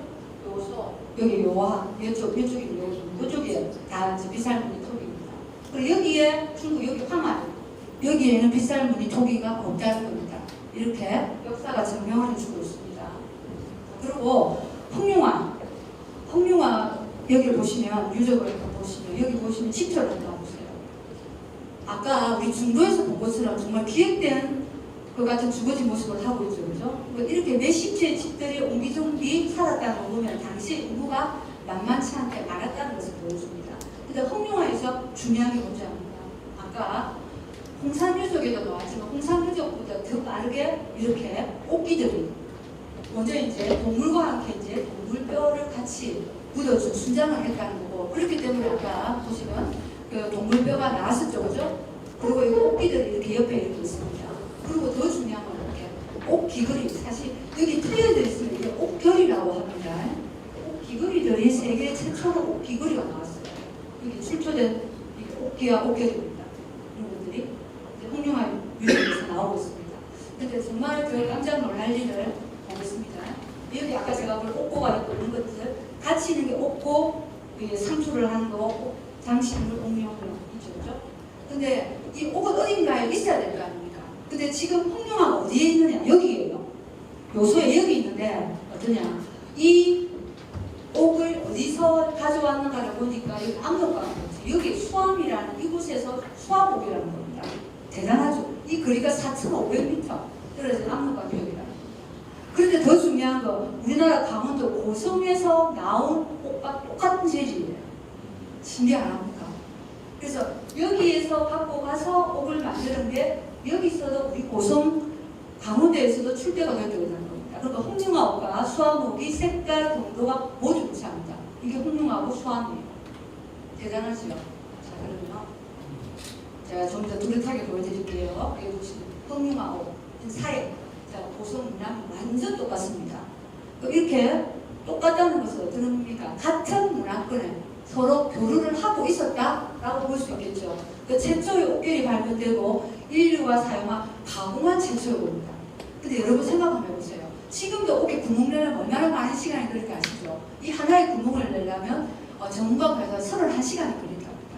그 정도로 아주 이 시대에 6,000년 전에 구멍을 내가지고 아까 그 한 부장품 안에 옥이 한두 개도 아니고, 그죠? 모양도 다 만들어 놓는다는 거죠. 어떻게 설명을 해야 될지. 그 시대에는 우리가 왜 구석기 신석기 시대에 미개하게 살았다, 이걸 보고 해가지고, 그렇죠. 어쩌면 지금보다 더 어떻게 보면 더 이제 앞선 문명으로 이제 그렇게 했지, 우리가 생각했던 것보다는 앞선 문명으로 살았지 않을까 하는 생각을 해봅니다. 그런데 중요한 것은 뭐냐? 여기 보시면 아까 문화피에서 이제 나온 물들인데, 여기 보시면 신석기 때 뭐 유기문, 토기, 뭐 돌칼, 돌 쓴 여기에 1,500년 전에 BC 5,000년 전에 여기에 이게 기굴이에요. 여기 보면 이것은 같이 있다는 겁니다. 나온 초고가. 그러니까 흑룡암 문화 교류와 정도로 추정된다. 그죠? 이렇게 보시면. 그리고 이제 홍산문화 4,500년 넘어요. 그때 나온 게 이제 비파인 공범입니다. 아까 말씀드린 것처럼 이렇게 분리가 되겠죠. 그죠? 여기 또 분리가 됩니다. 근데 또 중요한 홍산문화에 옥이 많이 나왔지 않습니까? 옥금도 나왔다는 거예요. 신기하죠? 어떻게 이렇게 날렵하게, 이 모양보다도 훨씬 더 날렵하게 이렇게 만든 옥기로서, 그러면 여러분 어찌 생각하세요? 이런 걸 아무나 만들 수 있습니까? 전문 장인이 있었지 않을까요? 이것만 만드는 사람. 그럼 어때요? 그러면 직업을 가진 전문적인 직업이 있었다는 거죠. 그럼 이 옥을 아무나 가지겠습니까? 그럼 어때요? 계급이 있었다는 거죠. 그래서 많은 전문가들이 7계급 정도 있었다는 것을 가정을 해봅니다. 그래서 부장품으로도 옥이 20개가 든 곳이 있는가 하면 뭐 2개만 든 것도 있고, 이렇게 계급의 차이가 있다라고 말씀드릴 수 있습니다. 그리고 여러분들 잘 보면 고조선의 대표인물인 비파인 공범이라든가 고인돌이 있는 곳이 사람이 살았던 데 아니겠습니까? 그러면 고조선이 살았던 그 광역이 아니겠습니까? 그죠? 여기 보시면 어때요? 여기가 비파인 동검이 나온 곳인데, 지금까지 쭉 말하고 이 오서, 이 지방이 엄청납니다. 그리고 우리나라의 이쪽에, 그죠? 한반도 전체 이렇게 비파인 동검이 나오고 있고, 요 밑에 여기가 항아잖아요. 항암 부분 없어요. 그래서 이게 벌써 유물유적으로 이렇게 말을 하고 있다는 겁니다. 그러면 이런 청동검이라든가 이것이 지금 요한문명에서만 나왔느냐? 아니, 우리나라에서 강원 평창과 하리발굴 석가모 공장에서 같이 이렇게 석가모 안에서도 이렇게 비파인 동검이 나왔습니다. 그리고 우리나라에서 최초로 엄청나게 43.4cm짜리 비파인 동검이 이렇게 발견이 됩니다. 엄청나죠? 이런 유물들이 우리나라 한반도에서 이렇게 나오고 있다는 거. 그러면 노화 문명과 우리나라는 뗄래야 뗄 수 없다는 걸 유물로 지금 정명을 역사적으로 하고 있습니다. 아까 제가 홍산문화에서 3단으로 된 적석총 이야기를 했습니다. 그죠? 그런데 그 3단짜리도 한 길이가 40m였거든요. 어마어마합니다. 40m면. 근데 여기서 보시면 피라미드예요. 여러분 피라미드가 어디가 들어옵니까? 이집트죠. 이집트보다 훨씬 오래된 겁니다. 이게 노아 문명에서 나왔다는 거죠. 이렇게 한 길이 화면이 60m에서 거대한 적석총이 이렇게 피라미드로 나오고 있다는 겁니다. 이런 석가모는 아까도 말씀드렸죠. 시베리아에서 들어온 게 아니고 우리나라 2000년에도 다르다는 겁니다. 그걸 뒤집은 만큼 그런 이제 역사를 갖고 있다는 겁니다. 자, 그러면 노아에만 있었을까요? 모르겠습니다. 여러분 아시죠? 고구려가 여기 집안입니다. 고구려의 두 번째 수도죠. 여기에 보면 장군총입니다. 이게 7단이에요. 아까 비슷하죠? 이렇게 되어 있습니다. 이렇게. 그리고 그것을 이어받아서 규모는 작지만 백제의 적석총이에요. 똑같은 모양. 이렇게 우리나라에 이렇게 전해지고 있습니다. 더 중요한 건 황하 중원에는 없다는 것. 그런데 지금 여기 보면 고구려도 막 집안에 가면 7층 피라미드가 이렇게 수두룩 빽빽합니다. 몇 천 개가 있답니다. 저는 사실 가보지 않아서 모르겠지만 이렇게 많대요. 이렇게. 그런데 우리 세계에서 가장 오래된 피라미드라고 한다면 메소포타미아의 우르 지역에서 나온 게 여기 보시면 2600년에서 2500년 정도 추정이 되고 있습니다. 그런데 여기 홍산문화들은 이때보다도 500년에 1000년이 더 앞서다는 게 밝혀지고 있습니다. 근데 여러분 알고 있는 이집트의 피라미드가 최고라고 생각하는데 그때 2500년밖에 안 됐어요. 밖에 안 된 거예요. 우리나라 훨씬 더 요하 지방이 훨씬 더 앞서다는 겁니다. 대단합니다. 그죠? 자, 그러면 홍산문화의 이 발전을 이어받아서 하가점 하청문화라는 게 BC 2300년에 일어나고 있습니다. 이때가 아마 요한문명의 정점을 찍지 않을까 싶은데 이게 제가 표시를 해놨죠. 치가 뭐냐면 여기서 발견된 곳은 적봉시의 삼자점 산성이라는 곳이에요. 치가 보시면 이렇게 이거 상대한 게 이겁니다. 뭐냐면 제가 뒤를 보시면 여러분 더 잘 아시는데 국내에서 이거 고구려 때도 이게 치입니다. 그러니까 이 안에 왕성이나 사람들이 살고 있었다는 거죠. 궁전이 있었거든요. 이 앞에 튀어나오게 한 거예요. 그럼 여기 왜 이렇게 쳐들어오고 사람들이 많은 사람들이 쳐들어오면 적군이 오면 어떻게 되겠습니까? 이렇게 오면 여기서 하면 멀리서 여기 있는 것도 쌓아서 다 죽일 수 있다는 겁니다. 그래서 고구려의 이런 외적을 막을 수 있는 과학적인 요새입니다. 그래서 그때 강개토 도항이라든가 그때 우리가 최대의 영토를 넓히고 했었던 게 치 때문이라는 거죠. 근데 정말 대단한 안 합니까? 어떻게 이런 과학적인 이런 생각을 해서 이렇게 치를 만드는 거지. 이렇게 보시면 여기 고구려 평양성 내성의 여기에 공문들이 이렇게 있어요. 이 치가 발달이 돼서 나온 게 공성입니다. 여러분 한 번씩 가보면 튀어나온 데 있지 않습니까? 거기서 보면 잘 보여요. 그러면 왜 있는 성보다 다 바깥에 나와 있기 때문에 멀리서 그러면은 더 잘 싸울 수 있고 되는 곳인 그 요새다 이렇게 볼 수 있습니다.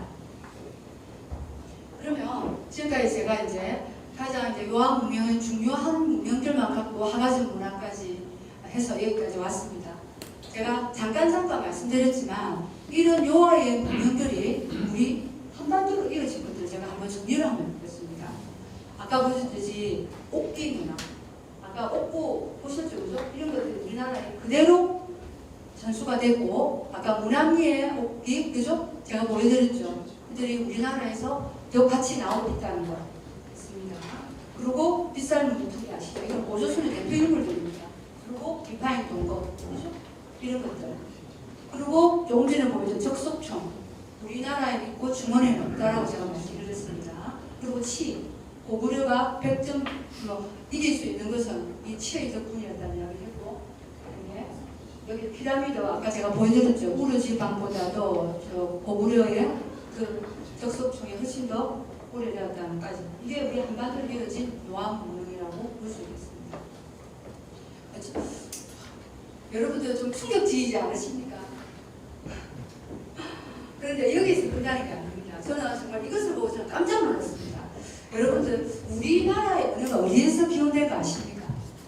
그래서 정말 정말 따끈따끈합니다. 2021년 세계 최고의 국제 학술지 네이처라고 있거든요. 이 네이처에서 11월 10일 날 우리나라가 보면 트랜스 유라시아족이거든요. 우리가 알타이 여족입니다. 우리 한국. 그러니까 한국의 뿌린 트랜스 기원이 어디냐? 여기예요. 요소지방. 지금 제가 요한문명을 말 이곳이에요. 저는 정말 소름이었습니다. 이걸 보면서. 이쪽이에요. 근데 여기 어떤 분들이 연구를 한 거냐? 아무나 할 수 없습니다. 전 세계 가장 똑똑한 석학들이 쉽게 나라에서 40명의 학자들이 언어학, 고고학, 유전, 생물학의 분야를 종합한 대규모 공동 연구를 했는데 어디냐? 한국어를 포함한 98개 언어가 속해 있는 트랜스 유라시아족 언어 기원지가 9,000년 전 소요화 유역의 기장 농업 지역임을 밝힌다. 이렇게 되어 있어요. 이게 세계적으로 밝혀졌습니다. 그러면 9,000년 뒤 언제입니까? 이거 소화성 문화재가 최초로 일어나는 곳이라고 했죠. 여기입니다. 여기서 일어난 거예요. 정말 저는 우리나라에도 서강이 비치구나 하는 생각이 들었습니다. 그러면 여러분들 언어만 여기서 발전이 되겠습니까? 언어가 나왔다는 것은 사람도 살았고 사람이 살게 되면 문화가 생기고 문화가 있으면 정신이 생기고 그렇게 단계적으로 저는 발전할 거라고 봅니다. 그렇지 않을까요? 예. 맞죠? 그런데 그전에는 어떠냐? 전 세계에서 참 이 동북아시아를 너무너무 다들 무시하는 거예요. 그러니까 여기 언어는 어디 묻었느냐? 유목민 다스려, 농경민 다스려, 그러니까 저기 중앙아시아, 유럽에서 중앙아시아를 거쳐가고 이렇게 시베리아를 거쳐가서 왔다라고 했는데 그게 확 뒤집어졌어요. 그게 아니라 여기에서 요소지방에서 이렇게 퍼져나갔다. 유럽보다도 거기보다 여기야. 9,000년 전이야. 이렇게 해서 여기가 중심이 되는 겁니다. 그게 바로 네이처에 발표한 이 내용이라고 볼 수 있습니다. 근데 더 중요한 건 뭐냐? 요한문명은 전형적인 북방 문화 계통으로 항암 문명과를 확실하게 구분이 되죠. 아까 비살민족인데 북방 쪽은 있었지 않습니까? 그죠? 근데 항암 문명 지역은 중국, 티베토죠. 언어의 기원지이고 요한 문명 지역은 트랜스 유라시아족, 한국어, 일본어, 몽골어, 풍부서족의 언어의 기원지라고 본다. 딱 이렇게 명시가 되어 있습니다. 그러면 어때요? 답은 항암 문명과 요한 문명은 이질적이고 독자적인 문명권이다. 딱 도장을 준 거예요. 그렇게 생각 안 하십니까? 이런 뭐가 나오고 있다. 기록 이런 것들이 발표가 되고 있기 때문에 그렇습니다. 그러면 이 논문의 의의가 뭔가 한번 찾아봅시다. 자, 그러면 동북아시아 역사 문화 연구에도 매우 중요한 단서를 제공해 준 거죠. 그렇게 했고 동북아시아 상고사 고도사 연구 출발점도 요한문명에서 시작된다는 것을 보여주는 겁니다. 자, 그리고 요한문명이 동북아시아 공동의 어찌 보면 시험문명일 수도 있는 겁니다. 그러면 요한문명 읽은 사람들이 동이족의 선조들인 예명족의 선조들이라는데 나온다는 거고 또 하나는 우리 앞날 한반도만 가지고 문명을 연구해야 될 게 아니고 어때요? 요한문명을 연구해야만 우리나라도 알 수 있고 중국도 알 수 있다는 것이 나온다는 겁니다. 여러분 이게 대단하지 않습니까? 여러분들 정말 이 박수 한번 쳐야 돼요. 이 연구를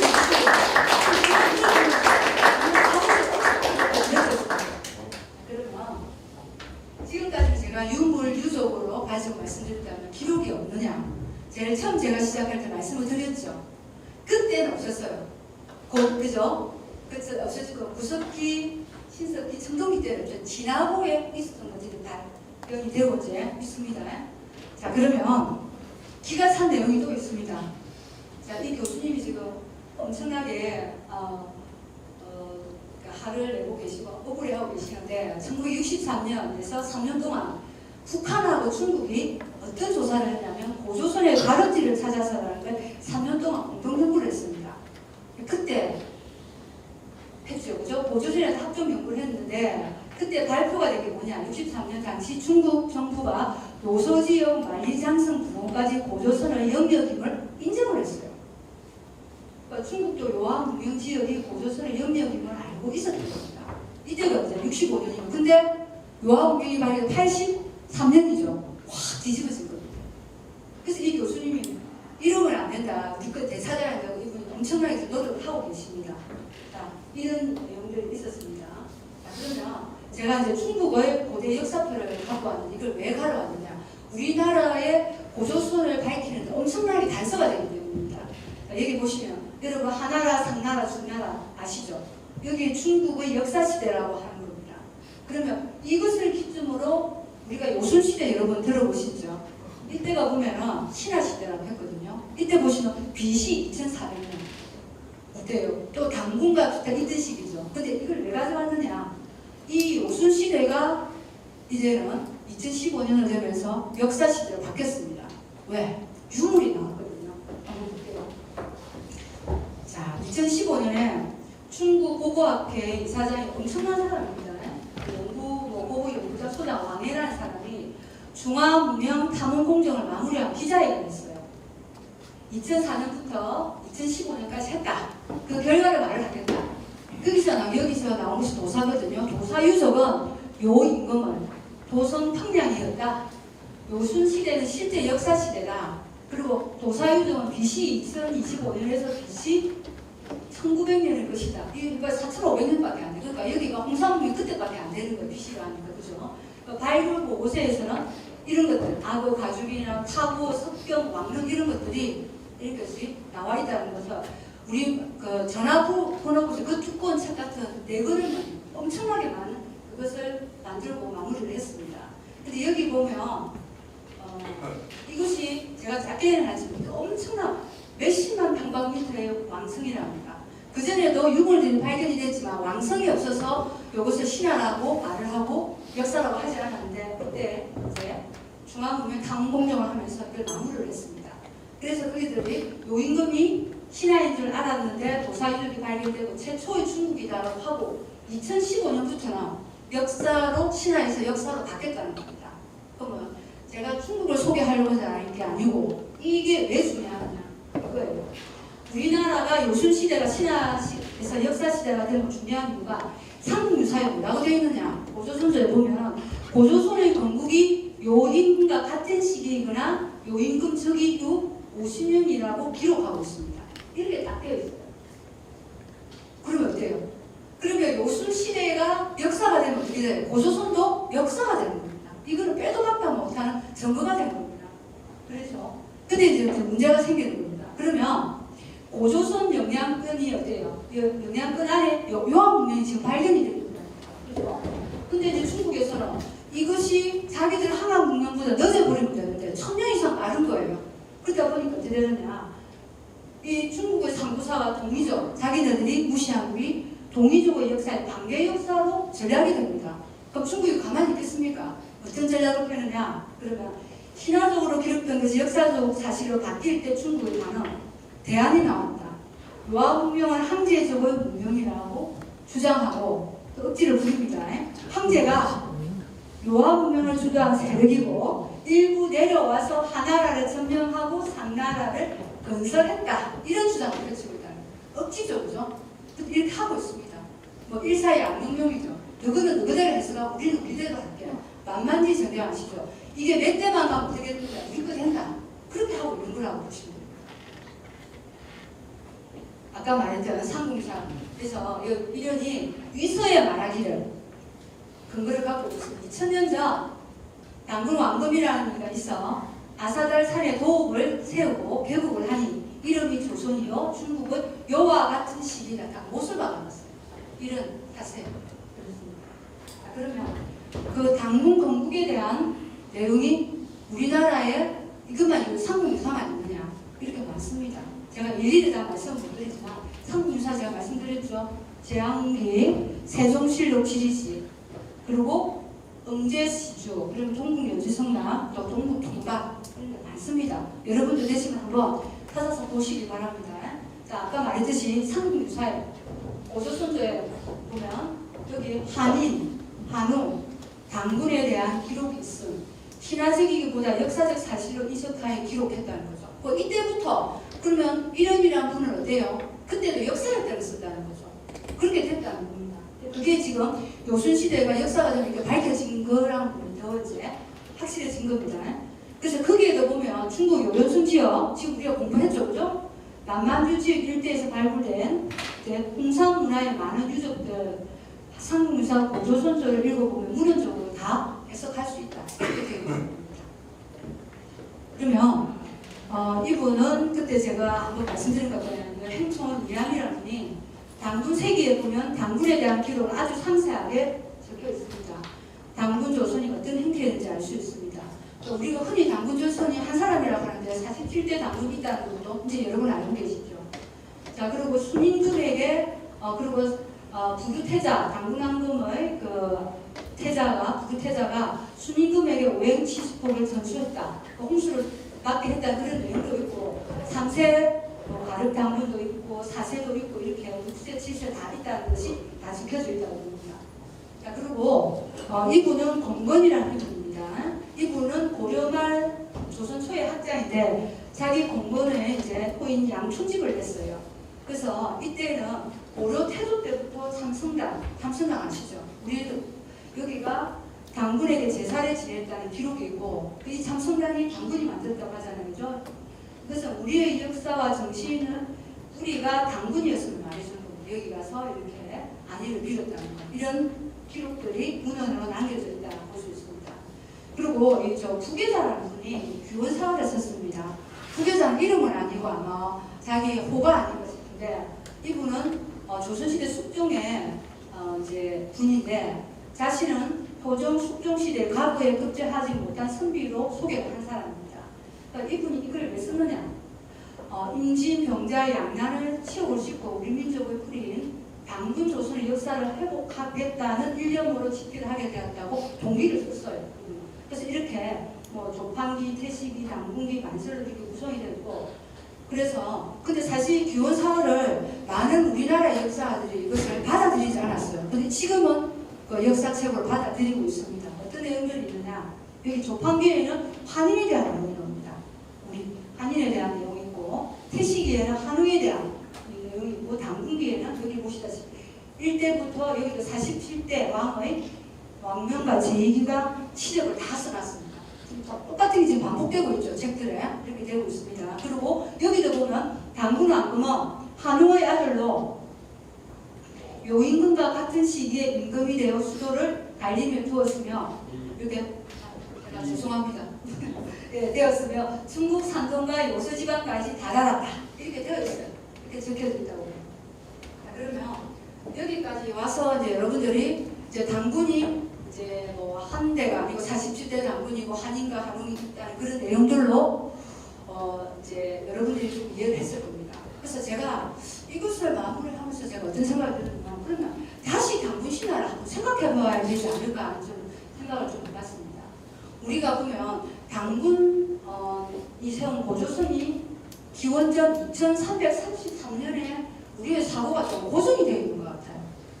그죠? 그때 그럼 여러분들 그러면 당군이 그러면 그 여러분이 알고 있는 한인이 있었고 한인의 아들이 한웅이 내려와서 그죠? 내려와서 그 바로 이렇게 나라를 세우느냐?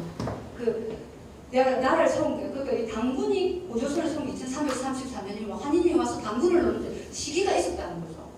그러니까 그의 말에 의하면 와뭐그 흥미가 와서 뭐 100일 동안 그걸 해가지고 결혼하고 그런 시기가 있었으면 그 이전에 그또 역사가 있었다는 거죠. 그것도 어떻게 신화로 만들어졌다는 겁니다. 그런데 지금까지는 여러분들이 우리나라에서 많은 학자들이 싸우고 있습니다. 그렇죠? 민족사학자라든가 그죠? 강장사학자들이 서로 당군은 신화라고 하고 있지만 저는 오늘 1984년 그러니까 좀 지금 이전의 역사 기록을 가지고는 지금 이 역사 유물이라는 게 나오는 걸로는 이것을 이제는 유물로서 뒷받침이 되기 때문에 어떻게 당군 신화를 신화가 아닌 역사로서는 꼭 그래서 여러분들이 기억을 했으면 좋겠다는 생각을 가집니다. 그러면 알다시피 여기 아까 제가 말씀드린 것처럼 당군은 1대 47대 왕들이 있었다는 거와 그리고 여기 보시면 한웅도 이렇게 18대 한웅이 있다는 거 그죠? 그리고 여기 아까 제가 좀 말씀드린 14대 좌우지 천왕이 치우 천왕이라는 거 이분이 109년을 다스렸다는 겁니다. 그리고 한국을 세우신 한인 이분도 7대의 있었다는 것 아직 이렇게 제가 오늘 유물과 유적을 통하고 그리고 우리 문헌을 통해서 이렇게 말씀을 드렸습니다. 여러분들 오늘 제가 한 강의 들으시면서 조금 의아하고 어떤 부분은 좀 충격적인 부분이 있지 않았을까 싶습니다. 여러분 어찌 생각하십니까? 어떻게 보면 참으로 좀 많이 무거운 주제가 아닌가 싶어요. 그래서 어쩌면 여러분들이 조금 소화하고 이해하기가 조금 힘들었던 부분도 있지 않을까 싶습니다. 저도 이 공부를 하면서 참 많이 좀 가슴도 아팠고 어떤 부분은 되게 설레는 부분도 많았습니다. 우리의 역사를 우리가 찾아가면 우리도 수천 년의 역사와 함께 사실 영토를 잃는 건 조금 잃는 겁니다. 우리의 역사를 잃어버리면 우리는 언제든지 흔적도 없이 사라질 수 있습니다. 여러분들 지금 그런데 우리 현실이 어떤가를 한번 볼까요? 지금도 중국가 추진하는 동북공정, 동북공정뿐만 아니라 지금 하는 이 행태, 그리고 일본이 끊임없이 제기한 우리 보조선 강력과 당군신화 논란, 우리 스스로가 자꾸 들으면 거짓말도 뭐가지 들리는 줄 압니까? 참말같이 들려요. 그래서 우리 스스로 자체가 민족의 불의와 정체성에 혼란이 오고 있습니다. 어떤 게 맞는 거고 매스컴까지 나와가지고 서울대에서 가르치고 있는 교수가 나와가지고 어떻게 해요? 당군은 신화라고 역사가 아니다라고 외치고 있는 그런 세상입니다. 거기에 또 동조하는 분도 많으세요. 그렇습니다.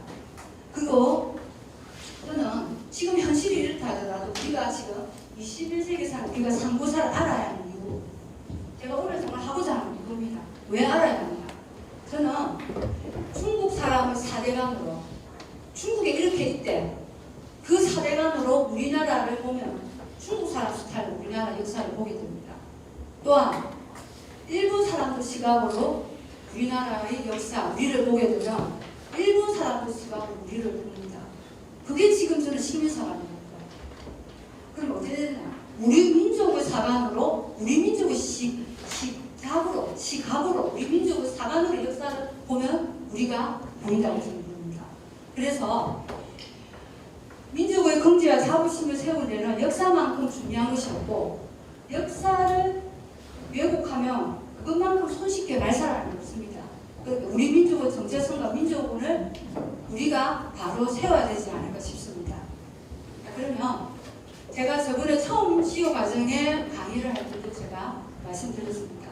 오늘 이 제 강의를 들으면서 여러분들이 어떤 부분은 분노하는 부분도 분명히 나왔을 거라고 봅니다. 그 분노가 분노에서 끝이 나면 안 됩니다. 이렇게 각성을 해야 됩니다. 각성이 뭡니까? 식지 않은 열기로 쭉 가져가야 됩니다. 그렇게 하자면 어떻게 됩니까? 행동을 해야 됩니다. 행동하지 않는 지식은 아무런 필요가 없습니다. 그리고 이 역사는 우리의 희망입니다. 그리고 보조선 역사가 없으면 상고사, 더 나아가는 우리 한국사에서는 없다고 생각합니다. 그리고 나라를 사랑하는 마음 멀리 있는 게 아니라고 저는 생각합니다. 역사학자가, 고고학자가, 정치가가 이 나라를 지켜준다. 저는 지금까지 우리의 9,000년 역사를 보면서 정말로 어려울 때 우리나라를 지킨 민족은 누구냐? 백성입니다. 우리 국민들이라고 봅니다. 그래서 여기 있는 여러분들이 정확하게 아시는데 여러분들이 한 말이다. 여러분들의 가치관이 우리나라를 살린다고 봅니다. 우리나라는 지금 정말 많이 어렵습니다. 지금은 중국이 힘으로 역사로 우리나라를 짓누르고 있습니다. 일본도 우리나라를 압박을 하고 있습니다. 하지만 어려울 때 이 나라를 지키는 것은 바로 누구다? 바로 여러분들입니다. 그런데 지금도 정말 외롭게 지금 행동을 하고 계신 분이 있습니다. 바로 저희 스승이신 한우석 박사님이십니다. 여러분들 아시고로 계시는지 모르겠지만 여러분들이 생각하는 상상 이상으로 여러분들은 그렇게 어렵게 보낸 칼럼이라든가 유튜브를 하셔도 한번 클릭도 안 하고 보시지 안 하시지만 그래도 꿋꿋이 우리나라 한 사람이라도 누군가는 봐서 그 사람의 정신을 바꿀 수 있고 우리나라의 애국심을 심는다는 마음으로 오늘도 하고 있습니다. 그래서 저는 제자로서 아까도 제가 말씀을 드렸지만 저는 역사를 공부한 학자가 절대 아닙니다. 하지만 제가 이렇게 이 어려운 몇십 년을 공부한 학자들을 제치고 제가 이 역사 강의를 하고 그래서 저는 제가 이 상고사를 하겠다고 선생님께 말씀을 드렸습니다. 제가 해보겠습니다. 왜? 전체의 틀을 알아야 여러분들이 많은 교수님들이 오셔서 강의를 해주시지만 전체의 흐름을 모르면 그것만 갖고는 땜질밖에 해서는 안 된다고 생각합니다. 우리의 역사의 상고사, 우리의 뿌리를 정확하게 알아야 여러분들이 어디를 지적하고 어디가 잘못된가 여러분들이 한 목소리를 낼 때 우리나라는 앞으로도 가지 않을까 하는 마음으로 강의 마치도록 하겠습니다. 여러분들 부탁드리겠습니다. 감사합니다.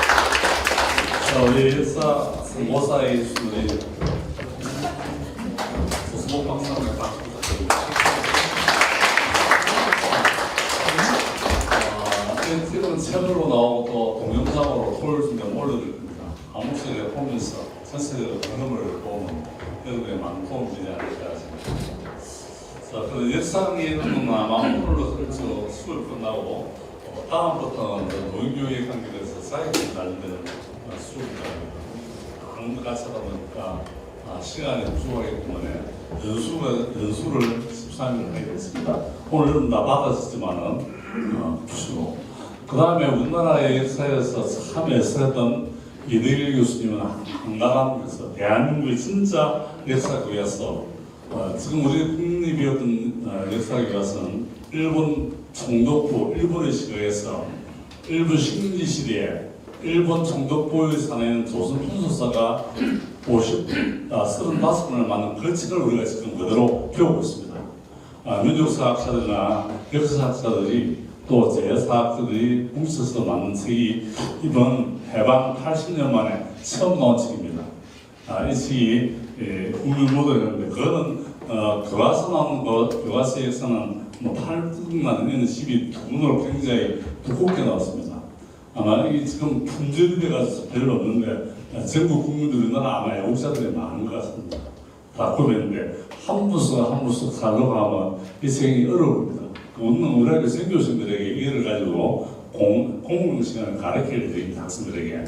그래서 100번 단위로서 한 학년서를 가르쳐 4년 동안 학생들을 가르치는데 주문해가지고 우리는 준비했습니다.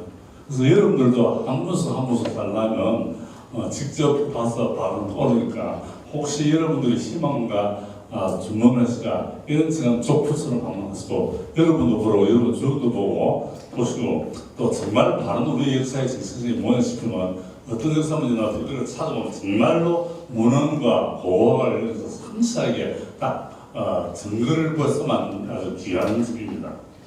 이것이 1권 2권 두 권으로 나왔는데 한 권은 37,000원, 한 권은 31,000원. 국가에 보조하는 순수하게 한라로 방문을 해서 직접 연구진들이 우리 민족사학자들입니다. 이분들을 위해서 이 보험이 만들어서 대한민국의 정치성을 썩도록 해서 여러분 개인이 불편을 겪었습니다. 그것을 단체로 100건 이상을 사게 되면 할인이 좀 됩니다. 그런데 우리가 안 만다 해도 100명이 되면 200건이 되는데 우리가 다 신청을 할 수 전부 다 신청을 안 하기 때문에 개별적으로 신청하는데 개별적 신청을 모아서 우리가 사도록 하겠습니다. 그래서 여러분 희망하시는 분들은 67,000원입니다. 그러니까 이 두 번에 여러분들 신청해 주시면 그것을 모아서 우리가 같이 보내가 이들 수당에 직접 다음 또 이야기 때 강의를 들어오시면 하고 그러니까 희망하시는 분 하나 가보로서 대한민국 역사를 찾는데 67,000원을 투자해서 나도 조그만 애국자가 되었다. 내 집에는 보물이 있다는 마음으로 여러분과 또 여러분 주위에 많이 보호해 주기를 바랍니다. 다음 시간부터는 이제 우리 노인교육 생애사부터 우리 이지백 박사님께서 박사학위를 받은 걸 근거로 해서 수업이 되고 그 다음 연수 때는 우리 노인교육에 대해서 AI 시대에 어떤 옛날에 있으면 수업이 됩니다. 반 시간에 이건 원래 대학원 박사가 교재로서 제가 경신대학에 있을 때 저와 우리 조수목 박사나 전현 선생님 사용했던 책인데 처음에는 그때 21세기 노인교육학이 자꾸 정보 만들어서 이번에는 AI 시대와 노인교육학으로 연구를 바뀌었습니다. 다 가르칠 수 없기 때문에 여러분 교재로서 여러분에게 참고를 하시고 그 다음에 그때 강의에는 실기와 우리 박사님 연구원들이 연구를 하고 있습니다. 그래서 이번 이 역사의 강연은 끝나고 다음부터 연수를 끝나고 20일 끝나고 나온 여러분들이 농교육 지도사, 농교육 전문 강사, 농교육 복지사 나라 한 가정마다 1년생에 3년을 했는데 그 집중적으로 보수교육을 위해서 자격시험을 치게 됩니다. 그래서 가정을 그러니까 지금 여기서 한 3분의 1 내지 2 정도는 자격을 가지고 있는 사람 말고 처음 보신 분들은 신청해서 교육을 연수하고 받으면서 우리가 살아가면서 21세기에 누구나 노인이 되는데 어떤 방향으로 어떻게 우리 역사를 한번 술술 보는 것. 노인은 결국 가거가 아니고 꼰대가 아니고 우리 미래다. 70 젊은 사람은 80이 넘리고 80대는 90이 되고 90대는 100살 되니까 앞으로 가는 미래가 우리 노인이지 결국 가거는 아닙니다. 여러분 그래서 우리는 우리를 살아가는 죽는 그날까지 미래를 향해서 할 때 진정한 노인과 원로와 그 다음에 스승의 개념을 가진 인간이 무엇인가를 함께 고민하는 그런 시간을 가지면 됩니다. 그 노인이 대한민국에서 더 나아서 노인교육학이라는 우리나라가 세계에서 최초로 하는 거고 그 책이 최고로 합니다. 그래서 노인대가 제가 우리나라에서 최초로 만들고 백과사전에 되어 있고 세계에서도 최초로 되었는데 그 정의를 역시 나이가 든 사람이 노인이 아니라 우리의 과거가 미래라는 그런 새로운 시각에서 60년 전의 시각이 것이 지금 AI 시대에 포함해서 미래라는 것. 그래서 희망을 가지고 내 삶이 행복해진다. 오늘 제가 고장회에 갔는데 고장회에 가니까 62살 되면 정년퇴직을 하더라고요. 오늘 10명이 정년퇴직을 옷을 보니까 내보다 20살이 낫더라고요. 그래서 제가 대한민국에서 고등학교 교장실을 제일 나이가 많은데 내보다 더 늙게 입더라고요. 그리고 지금 이 사람들이 교장을 그만둬도 무엇을 할까 고민을 많이 하고 있는 얘기니까 한마디 하려 하다가 이걸 다 달았어요. 80년 뭐 늦은 교장이 올해 신입생으로 들어가서 한마디 하면 꼰대밖에 안 되니까 필요한 지금 제 생각은 묻지 않은 사람에게 대답하지 않는다. 먼저 얘기하지 않는다는 게 이제 바뀌어졌습니다. 그럼 물었을 때가 답이에요. 그래서 갈 길이 참 많은데 참 힘들어하는 모습을 가지고 60이 되니까 이제 늙은 세상을 모르는 무슨 생각을 한다고. 이렇게 여러분들이 정년퇴직을 하고 그 정년퇴직이 직장인들은 60을 할 수 있고 65세 할 수 있고 70을 할 수 있고 여러분도 자기 가업을 하면 80을 할 수 있습니다. 그 순간이 바로 시작이라는 것. 그것이 시작이라는 생각을 가지면 여러분 명예가 없어도 돈이 없어도 권력이 없어도 집이 없어도 자각이 없어도 애인이 없어도 처자가 없어도 너같이 씩씩하게 행복하게 살죠. 제가 한 3년 동안 맨날 노가다를 하고 있는데 옷을 입고 있는데 여러분들은 참 부해하게 보지만 그만큼 행복할 게 없습니다. 나도 여러분만 난 70대 80대 못 느꼈어요. 직급이 가장 행복하다는 겁니다. 어제는 제가 장갑을 끄고 아침에 나와서 작업부를 나오니까 어느 고등학생이 보면 선생님 또 일하러 가십니까? 그 한마디를 들으니까 너무 힘이 팍 쓰더라고요. 학생들이 보면서 유심히 지켜보고 있구나. 그래서 자기 하는 그 모습이 하루 이틀이 아니고 3년 동안 하는 게 그런 하는 학생들이 한문서 느끼고 어떤 사람은 원래 물을 한 잔 갖다 주는 사람이 있을 때 그것이 정말 교육이구나. 강단에서 수천분 수만 분 얘기하고 박사학위를 받는 것보다는 그 이렇게 보여주는 솔선수범해서 모임을 보여주는 것이 그에게 미치는 영향, 인생의 싸움을 바꾸는 건 아닙니다. 그래서 우리가 지금 대한민국에서 리더하는 사람들이 학벌 좋은 사람, 가진 사람들이 많았는데 그런 게 좀 싸움하고 욕심이 많거든요. 그래서 나는 것은 우리가 지도자가 솔선수범하고 권력은 직위라는 자기 가진 직위, 대통령이라는 직위는 권력이 아니라 봉사하는 직위거든요. 그래서 권력을 가진 사람이나 시호는 항상 진짜 정력이 정직하고 겸손해야 한다는 것. 그래서 고기를 숙일수록 자기가 행복해지고 이웃이 행복해지는 것이 시호의 덕목이 아닌가. 여러분 모두가 지금 가정에 들어가면 가정의 리더가 되고 또 조직은 조직의 리더가 되고 자기 혼자는 자기를 리더하는 자기의 리더가 되고 나라를 다스리는 대통령이 리더가 되고 그것은 가장 겸손하고 정직하고 솔선수범하는 것이 자기를 이렇게 하고 이웃을 이렇게 하고 세상을 아름답게 하고 모두를 행복하게 하는 우리 하늘 홍익이면서 홍익이 우리 한민족의 사상이고 철학이 아니라 예수님의 사랑보다 못지않게 부처님의 자비 못지않게 공자님의 힘 못지않게 정말 소중한 것이 홍익입니다. 모두 이롭게 하고 모두 정신적으로 물질적으로 나누어주는 그 우리의 정신이 가장 아름답고 행복하고 세상을 아름답게 하는 것이 아닌가 생각이 듭니다. 그러면서 오늘 여기서 마치고 다음 주에 다시 또 만나도록 하겠습니다.